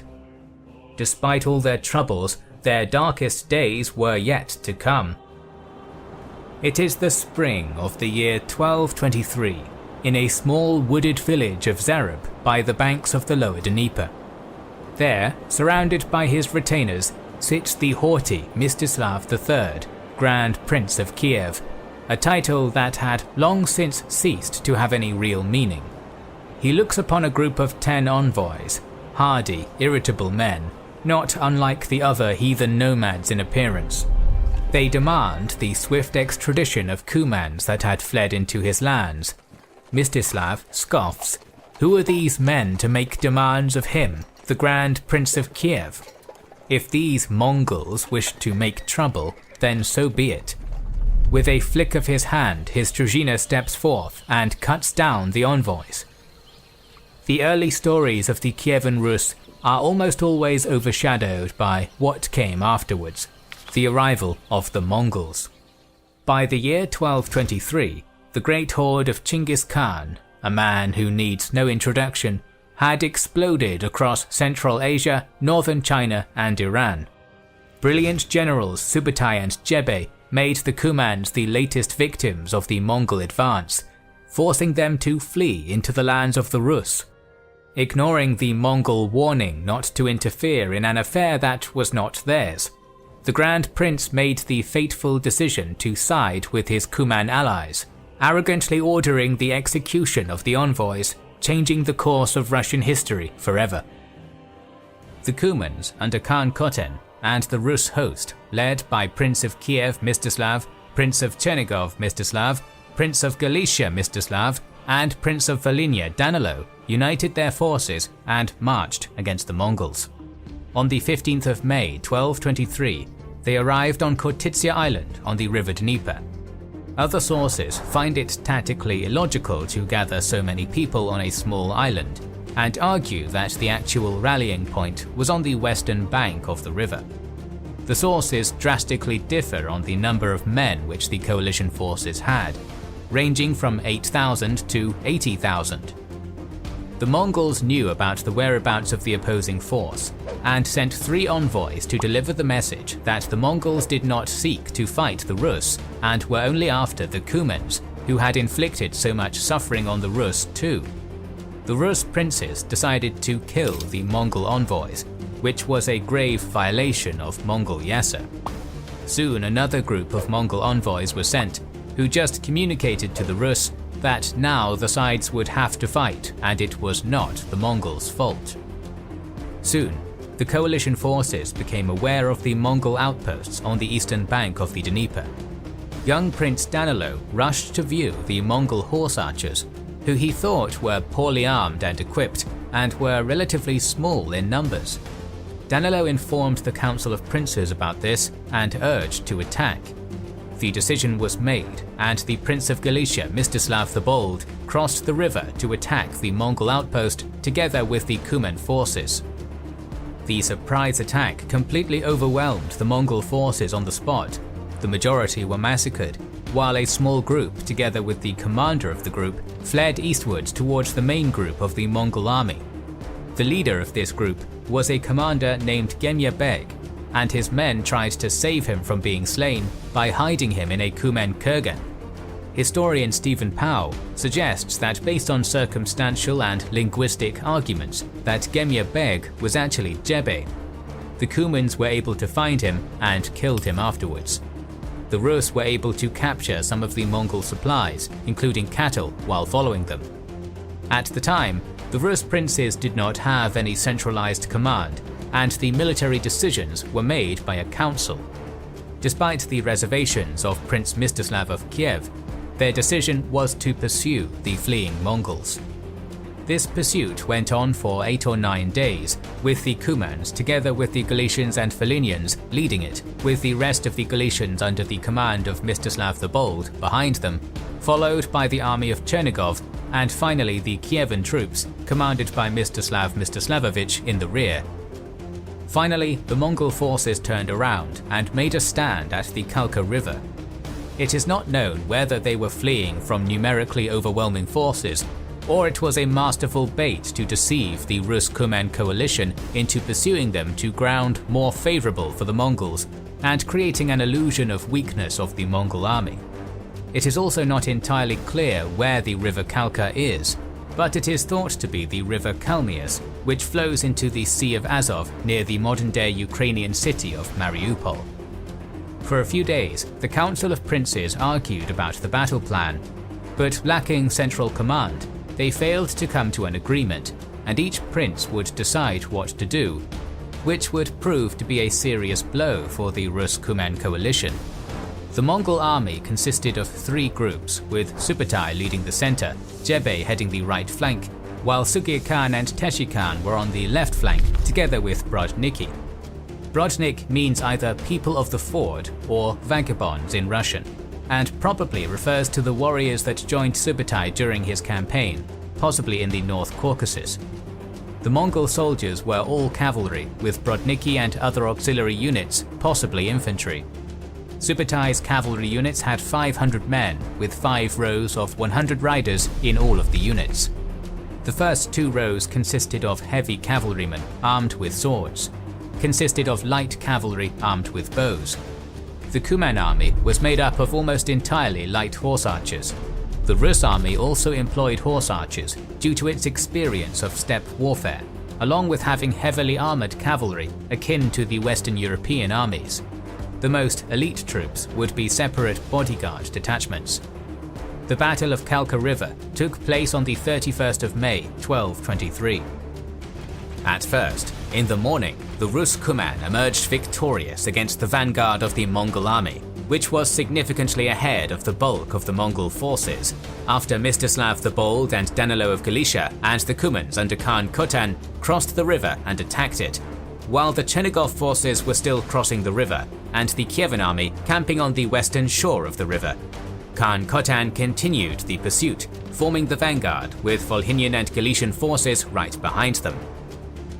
Mongol heavy cavalry attacked the Kuman army and defeated them very quickly. After that, they attacked the Volhynians with a heavy barrage of bows, followed by a heavy cavalry attack. Prince Mstislav of Lutsk tried to help, but this was not enough as the Volhynians were also defeated. The Cumans and Volhynians had to flee the battlefield and ran towards the river, where Mstislav of Galicia was preparing his troops for battle at the time when the Chernigov army was still in the process of crossing the Kalka. The fleeing coalition troops were followed by Mongol cavalry archers. The panic of the fleeing soldiers who ran through the rest of the coalition troops caused panic in their midst. Mstislav of the Galicians tried to offer resistance, but since the battle formations were already disrupted, he was soon surrounded by the Mongol group having significant numerical advantage. Soon they started fleeing under the furious barrage of Mongol bows. Seeing the collapse of the Rus Kuman army, Mstislav of Kiev ordered his men inside the camp, which was hastily fortified with carts and other objects suitable for this. Sugir Khan and Tashi Khan were ordered to siege the Kievan camp, while the rest of the Mongol army pursued the fleeing Rus princes and inflicted heavy damage on them too. The Kievans were in a dire situation as the Mongols constantly shot bows at them, leading to heavy losses. They resisted until running out of drinking water, when the Grodniki leader Polskinia negotiated surrender with Mstislav of Kiev in exchange for ransom. The Kievans accepted, the siege was over, but the Mongols went against their promise, massacred many men while imprisoning the princes and later executing them during the Mongol feast as a reprisal for killing their envoys.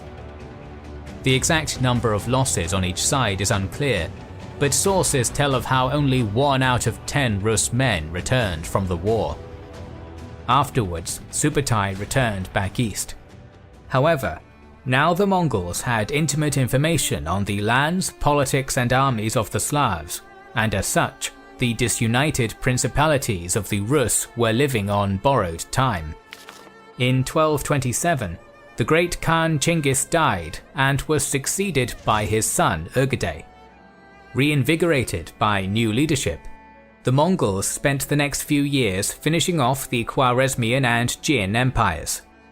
In 1235, Khan Ögedei convoked a Kurultai of his princes and generals and determined that their next theatre of expansion was in the lands of the Kuman Kipchaks, Volga Bulgars, and of course the Rus. The invasion force that was mustered was led by Subutai, the mastermind behind the victory at Kalka River 12 years earlier, and the up-and-coming Batu, the grandson of Chinggis. By their side were many other grandsons of Chinggis, including Guyuk and Monkur. The reason for such a star-studded invasion force was simple. As Khan Ögedei's brother Chagatai had warned, "There at the end of the world they are hard people. They are people who, when they become angry, would rather die by their own swords." The Mongols refused to underestimate the people of the West. In the autumn of 1236, a 100,000-man army was assembled in the Mongolian heartland, consisting of an ethnic Mongolian core and contingents from Uyghurs, Tanguts, Khitans and Jurchens. This force was composed predominantly of nomadic horsemen, but also included elements of Chinese siege engineers to bring the walled cities of Rus to heel. The great horde of Batu and Subutai set forth, and the traditional enemies of the Kyivan Rus, the Volga Bulgars and the Cumans, with whom the Rurikid princes struggled for centuries, were put beneath the Mongol boot in less than a month. The Rus principalities were in a terrible position. As we covered in the last episode, they were notoriously disunited. Prince Mstislav III of Kiev had been influential enough to stitch together a coalition of princedoms to fight Subutai's initial expedition in 1223. But even this army had fought as separate units, loyal to their various princes, a drawback that had cost him the battle. Thus, when Batu entered Rus lands, he saw not a united people standing against him, but a row of dominoes ready to fall one by one. In December of 1237, the Mongol horde reached the city of Ryazan, which, although direly outnumbered, resolved to mount resistance against the invaders. It took only 5 days for the city walls to be breached by Chinese catapults. The slaughter that followed was recorded in the contemporary Chronicle of Novgorod, in prose that reflects the horror of the age. They likewise killed men, women and children, monks, nuns and priests, some by fire, some by the sword. They violated nuns and priests' wives, good women and girls in the presence of their mothers and sisters. It should be noted that Yuri Vsevolodovich, Grand Prince of the great city of Vladimir Suzdal, stood by and did nothing while Ryazan burned. While the ruling Prince of Ryazan was killed in the massacre, his brother, Roman Igorovich, managed to escape, fleeing with his Druzhina along the Oka River, doggedly pursued by a contingent of the Mongol army led by Kulgen, the son of Chinggis. It was here that Prince Yuri of Vladimir finally intervened, deploying a contingent of troops to rescue the fleeing Rus noble. They made their stand at the town of Kolomna, where they were defeated and killed. However, in the fighting, Kulgen was struck down. His death would mark a watershed moment in the Mongol invasion. Some historians postulate that Grand Prince Yuri had planned to submit to the Great Khan, and his surrender might have inspired other princes to do the same, sparing them death and destruction. Now that option was off the table, as the death of a Chinggisid was something that couldn't go unpunished. During early 1238, the Mongols campaigned across much of the northern heartland of the Kyivan Rus, committing numerous atrocities across multiple settlements, including the sacking of an irrelevant little town known as Moscow. The great city of Vladimir Suzdal was attacked in February, only to fall 3 days later. Yuri fled north, but was run down by a tumen of Mongol vassals at the Sit River in an engagement more akin to a slaughter than a pitched battle. With his death, so too died the hope of any united Russian resistance against the enemy. Realizing that, Batu Khan split his army up into contingents, ordering each to wreak havoc across the northern Rus. Over the next few months, 14 cities fell and were subsequently subjected to mass murder and destruction. There were a few key components to the Mongols' success. Firstly, the Eastern Slavs had avoided building their settlements on high ground for centuries, and the flat terrain surrounding their sedentary cities made them easy targets for Mongol siege weapons. Secondly, Chinese siege engineers used advanced catapults, which were extremely effective in bringing down the timber and earthwork walls of a typical Rus city. Thirdly, and most importantly, was the constant disunity of the Rus people. So entangled were they by their rivalries that they were happy to watch their neighbor destroyed by the Mongols, only to be surprised when they were struck next. To cope with this utter distraction, the Rus came to see the Mongols as not just another foe from the steppe, but as a supernatural punishment from God.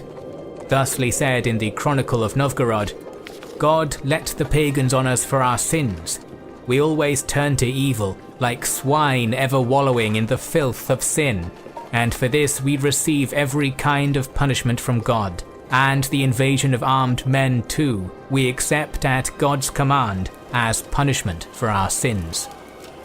That is not to say that every living Slavic soul in northern Russia stopped resisting. One such example is the tale of the 12-year-old boy Prince Vasily of Chernigov, who against all the odds managed to hold out in his capital city of Kozelsk for nearly 2 months with only citizen militia, even managing to lead a successful sortie outside of their walls, where they slaughtered thousands of Mongol troops, destroyed siege equipment, and cut down the sons of 3 Mongol commanders. But they could not delay the inevitable. Kozelsk soon fell, and Vasily was slaughtered alongside every single one of his subjects. Nevertheless, the child prince's valiant defense left such an impact on the Mongols that they came to call Kozelsk the Evil City, and none dared mention it in their presence. Furthermore, Russian folk tales are full of defiant but ultimately doomed attempts to stymie the Mongol advance. One figure whose story emerged out of the Mongol campaign is Evpatий Kolovrat, a Rus bogatyr whose story is the archetypal Rus tale of honorable vengeance. Evpatий was visiting Chernigov when his hometown of Ryazan was put to the torch in the winter of 1237. Returning to see his home a charred husk and his people dead, he swore bloody revenge against Batu Khan. Scrounging up a small army of 1,700 survivors, he pursued the Khan, attacking the horde's rearguard and annihilating thousands of Mongol troops. In response, Batu Khan sent his relative, Kostovrul, to hunt this mysterious enemy. Evpatий killed Kostovrul in single combat, and then began cutting down the dead general's entire retinue in a blood-drunk fury, before finally being slain from afar by siege weaponry. As the tale goes, Batu Khan showed a begrudging admiration for Evpatий's bravery, and as a sign of respect, returned the warriors' bodies to his soldiers and allowed them to return to their homes. In truth, stories like that of Prince Vasily and Evpatий are romanticized to varying degrees. Nevertheless, there is at least a kernel of reality in these tales of Russian resistance against Mongol domination. After all, Kyivan Rus was a nation founded by warriors, so it is not unreasonable to believe that there were brave souls among the Eastern Slavs who were willing to make the Mongols bleed for every inch of land they took. In the autumn of 1238, Batu withdrew to rest his army, leaving behind the ruined northern Rus. The grasslands of southern Russia, Ukraine, and the fertile northern coasts along the Black and Caspian Seas remained untrampled for now. Along the Dnieper's banks stood Kiev, the cultural heart of the Eastern Slavic world, the mother of cities, an opulent memory of a golden age long past. After a brief rest, Batu Khan's campaign continued, thundering across the Pontic steppe. After subjugating the diverse peoples of the Crimea and campaigning against the Circassians in the Caucasus, they turned towards the Rus. In March of 1239, the city of Pereyaslavl was put to the torch. Chernigov was next. Unlike many others, the men of this city rallied outside the walls to bravely face the Mongols in a pitched battle. Predictably, they were slaughtered. After this, the walls were breached, and the general citizenry were subjected to wholesale massacre. Thus, the gateway to Kiev was opened.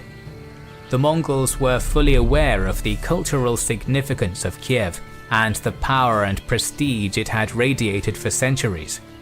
By this point, Kiev's prince, Mikhail of Chernigov, had fled to Hungary, leaving his voivoda, Dmytro, in charge of the defense.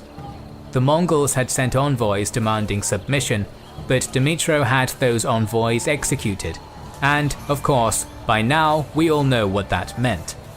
After a brief detour to subdue the Iranian Alani, the Mongols returned to Kiev in the winter of 1240, crossing the frozen Dnieper and laying siege to the city. The city's walls were quickly rendered into rubble by Chinese catapults, and the invaders poured into the city. Brutal hand-to-hand street fighting occurred, and Dmytro was eventually forced to fall back with his defenders to the Church of the Blessed Virgin, while the civilians took refuge in its walls. As scores of terrified Kyivans climbed onto the church's upper balcony to shield themselves from Mongol arrows, their collective weight strained its infrastructure, causing the roof to collapse and crush countless souls under its weight.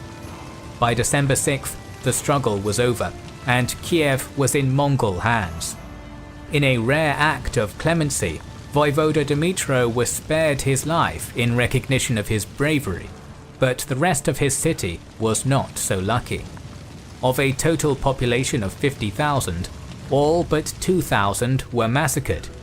The city itself was put to the torch. Of some 40 significant landmarks in Kiev, only 6 remained standing after the wrath of Batu. For centuries since the reign of Prince Yaroslav, the peoples of the Kyivan Rus had been divided, but the idea of a common culture and a common empire remained.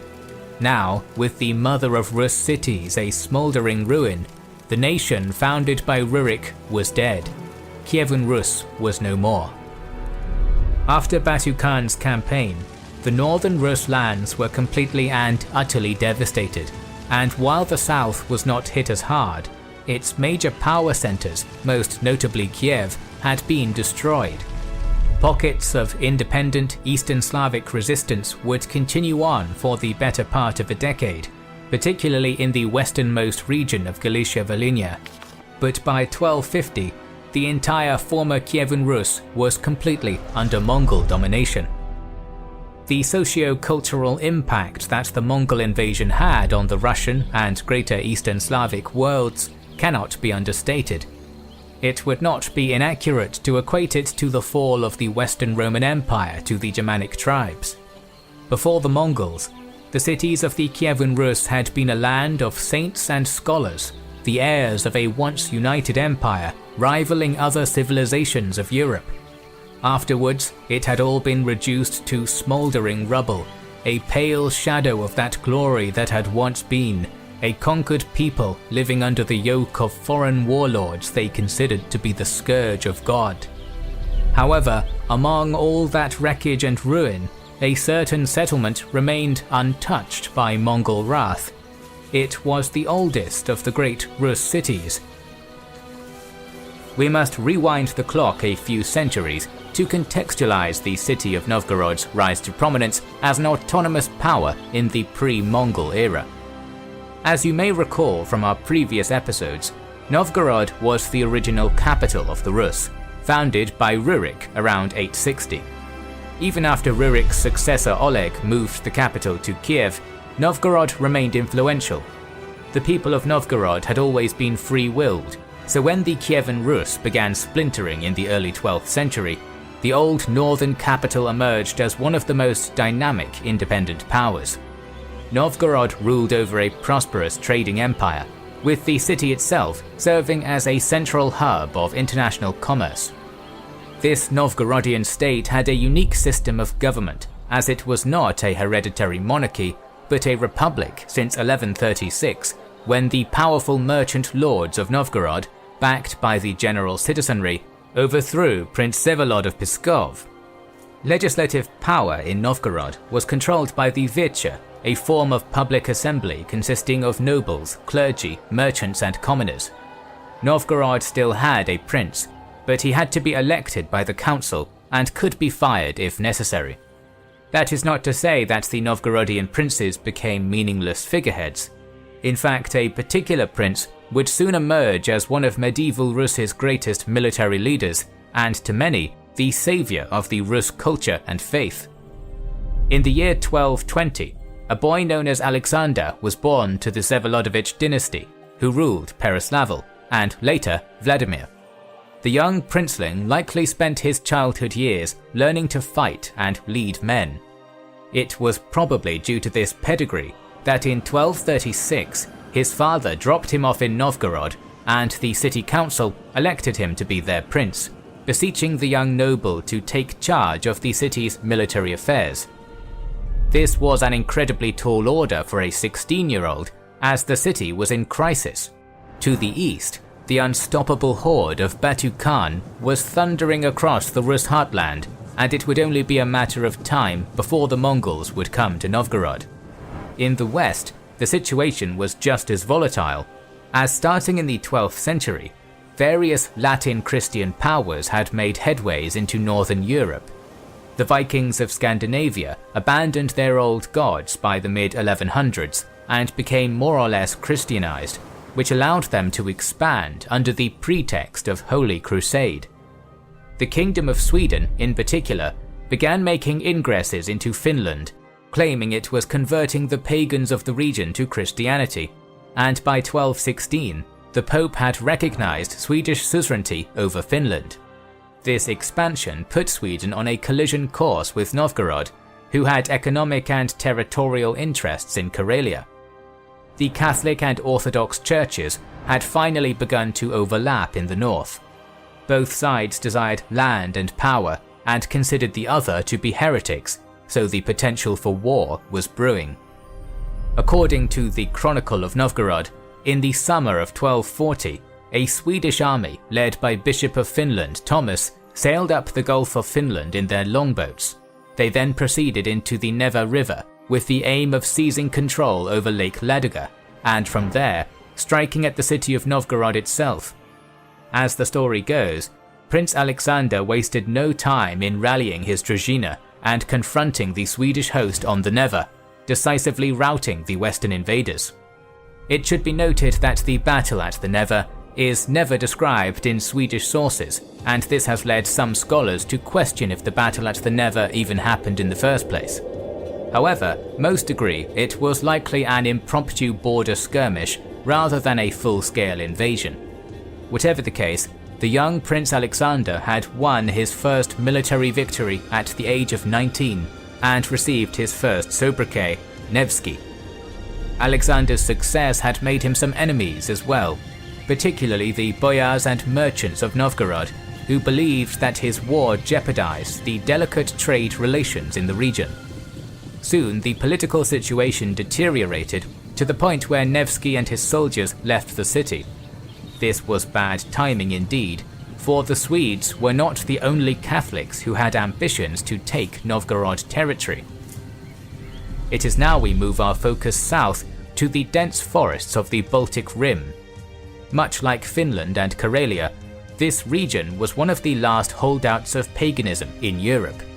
The ancestors of the modern Lithuanians, Latvians and Estonians had been fighting a losing war against German and Danish invaders, who sought to convert them to Latin Christianity by force. By 1228, much of the Baltic shore had been subdued by German Catholics, except for the Estonian coast, which became Danish. This land became known as Terra Mariana, the land of the Virgin Mary.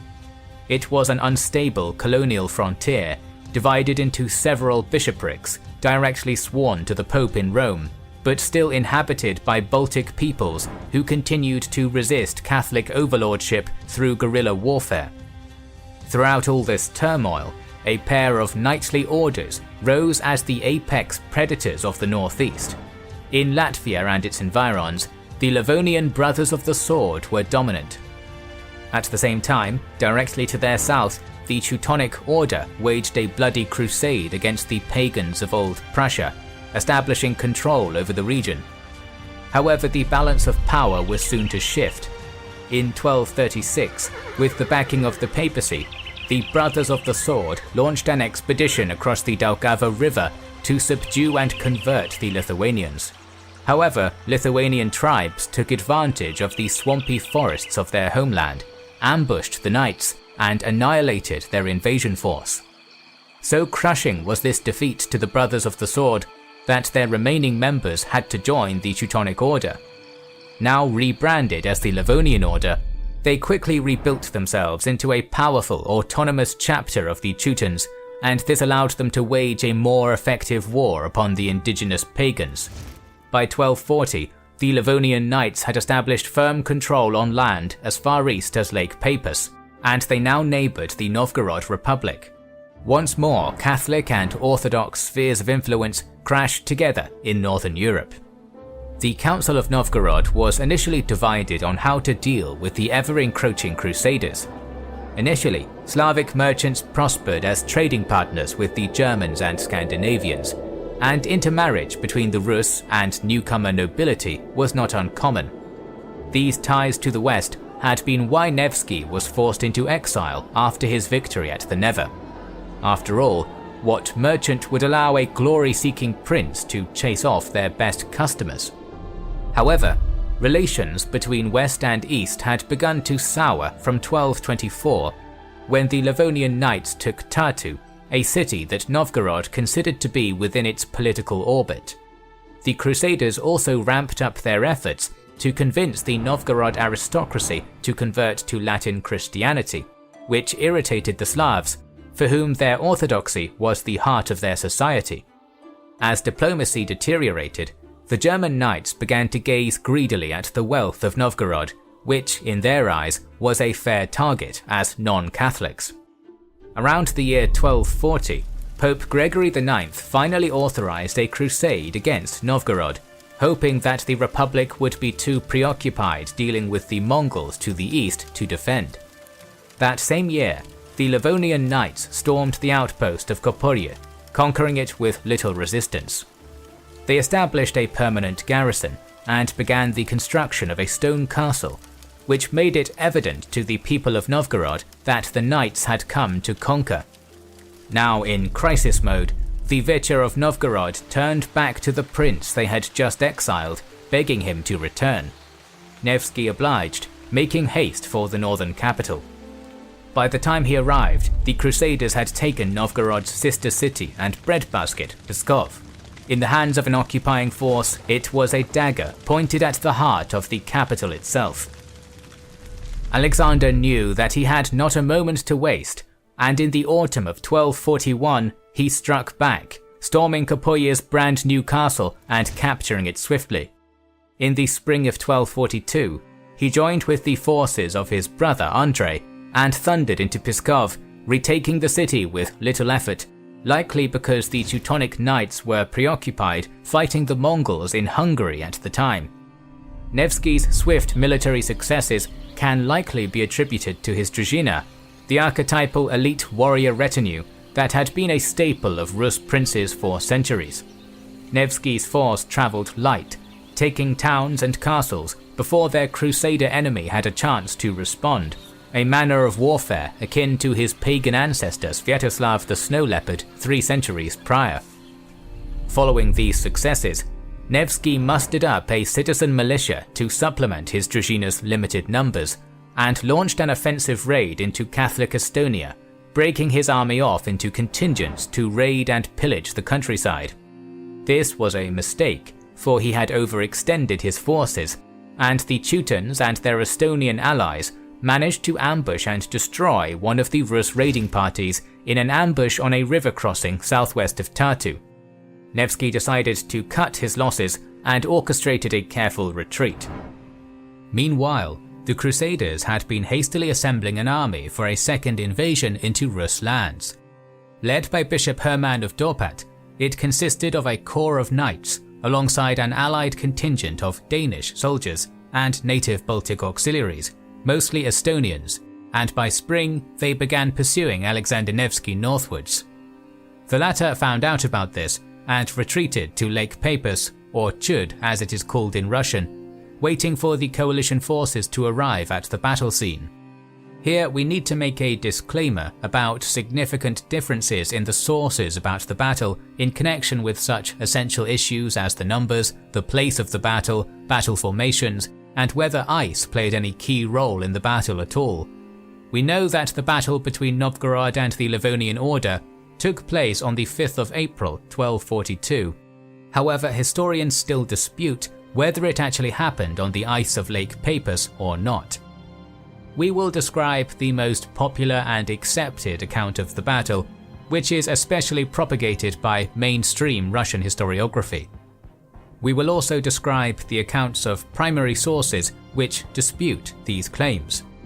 According to the generally accepted account of events in Russian historiography, Alexander Nevsky was able to lure the overconfident Livonian army, which also consisted of heavily armoured knights, onto the frozen surface of Lake Peipus. Based on the expedition conducted by G. Karivyev in 1958–66, it was determined that the battle took place near the modern Teplua Lake and the Raven Rock, which was the intersection of the old road to Pskov via ice and Novgorod on the 5th of April 1242. The First Novgorod Chronicle also mentioned the Raven Rock as the place of the battle. Here is the first point of dispute. The Livonian Rimed Chronicle, which was written in the late 13th century, some 50 years after the battle, by a German author, can be considered as one of the primary sources for the description of the battle. According to it, many from both sides fell dead on the grass, and there's no mention of ice.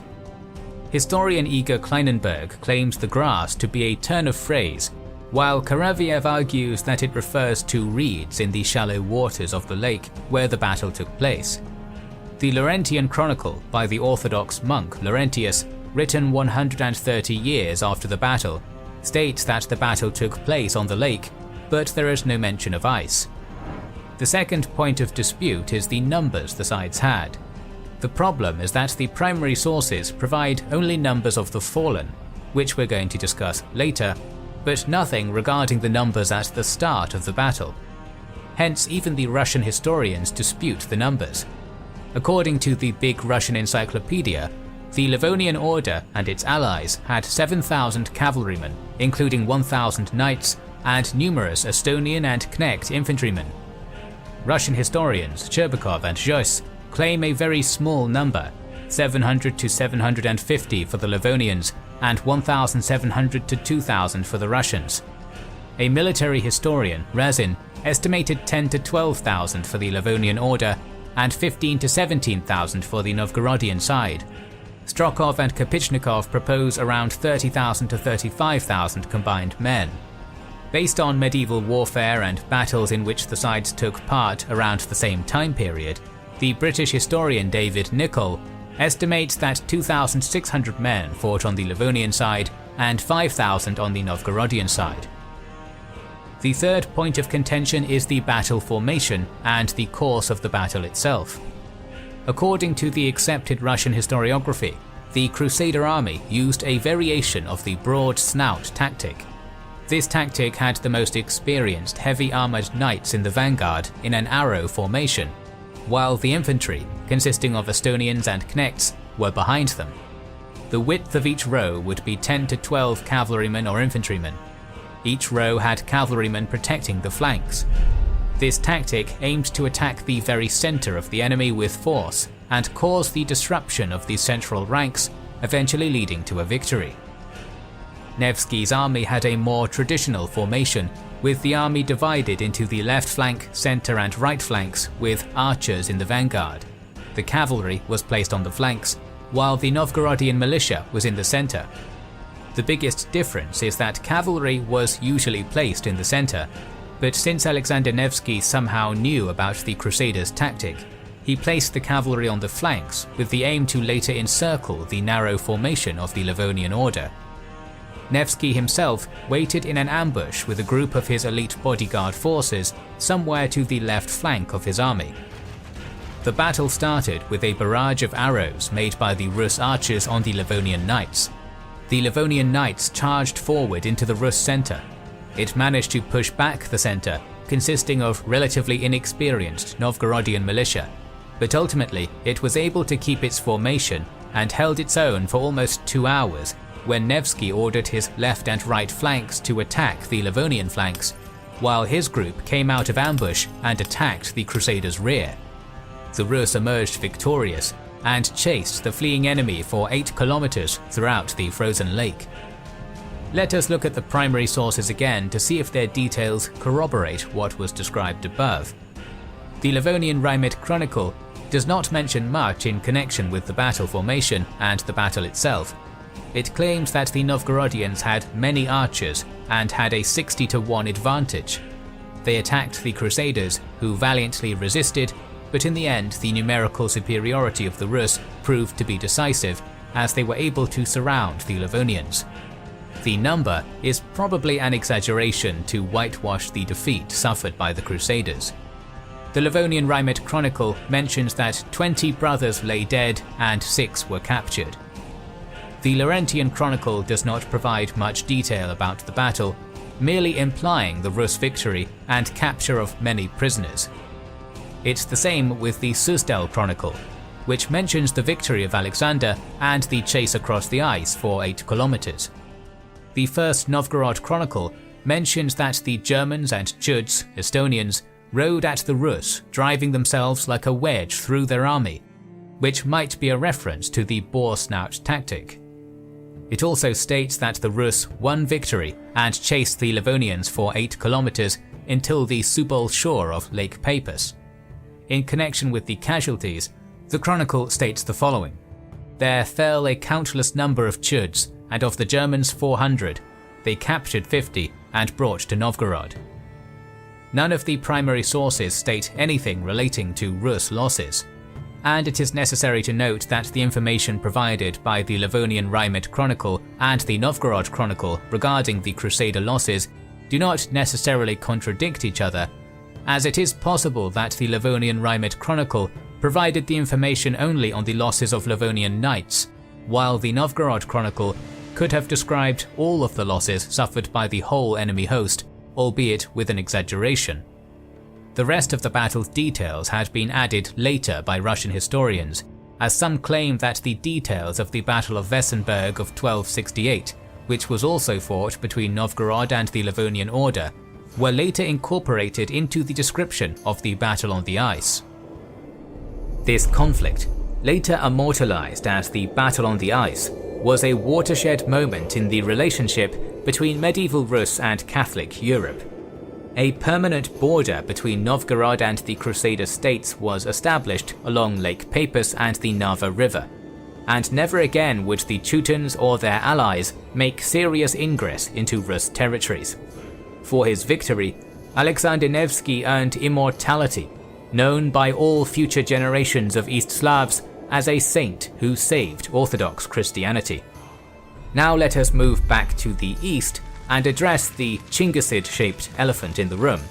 While all this Crusader business had been happening, the Mongols had been ravaging their way through the northeastern Rus principalities. Nevsky's solution for the Mongol problem was simple: surrender. While other Rus cities mounted futile resistance against Batu Khan, Nevsky instead sent envoys, preemptively capitulating before the Mongols even reached his city, and accepting the Chinggisid Khans as his lawful overlords. Because Novgorod had surrendered so quickly and willingly, it was spared the destruction that other influential Rus cities were subjected to. Why was Nevsky so willing to capitulate to the Mongols, but so insistent on fighting the Crusaders tooth and nail? The answer was simple. To those who showed proper obedience, the Mongols ruled with a light touch. They had no interest in influencing their subjects' religion, culture, or prevailing system of government, so long as they paid tribute without issue, and allowed the Mongol Khans to confirm their leaders. Contrast this to the Crusaders, who had every intention of forcefully eradicating Orthodox Christianity, and one can begin to see why the Novgorodians preferred a steppe warlord to a German bishop. Nevsky spent the rest of his life as a loyal vassal of the Great Khan, making many trips to the Mongol capitals of Sarai and Karakorum to pay his respects. The ruler of Novgorod used his submission to the Mongols as a key to political advancement. Indeed, the Mongol Khan bestowed upon him the title of Grand Prince of Kiev in 1246. Of course, in the aftermath of the Mongol conquests, Kiev was a shell of its former self, but the title itself still held significant symbolic power and gave him an edge over other Rus princes who now competed for the Khan's favor. Alexander would only continue to grow more and more influential under the Mongols' wing. In 1252, his brother Andrei reigned as the Prince of Vladimir. However, when Khan Möngke ascended as ruler of the Mongol Empire, Andrei refused to travel to Karakorum to have his princeship confirmed. As a result, the Golden Horde launched a punitive expedition into Vladimir, chasing Andrei out of his lands and forcing him into exile in Sweden. In his place, Nevsky was confirmed as the Mongol-appointed Prince of Vladimir as a reward for his continued loyalty. Nevsky paid off the confidence the Mongols showed him in dividends, defending their authority whenever the need arose. In 1259, when the citizenry of Novgorod revolted and refused to pay tribute to the Khans, Nevsky marched into the city with soldiers, forcing his own people to obey their Mongol masters by force of arms. Nevsky died in 1263, taken by illness while journeying home from one of his trips to pay homage to the Khan in Sarai. The Rus he left behind was a complex one. On one hand, invaders from the west were defeated, their religion saved in the process. On the other, it had been utterly ravaged by the Mongols, becoming subjects of a foreign empire. The legacies of St. Olga, Vladimir the Great and Yaroslav the Wise remained in the form of their faith, culture and identity that they had helped build. But as the various Rus princes slowly reconsolidated their lands and power under the watchful eye of Mongol overlordship, it became clear that the age of the Kyivan Rus was long behind them, and a new era had begun in what would become Russia.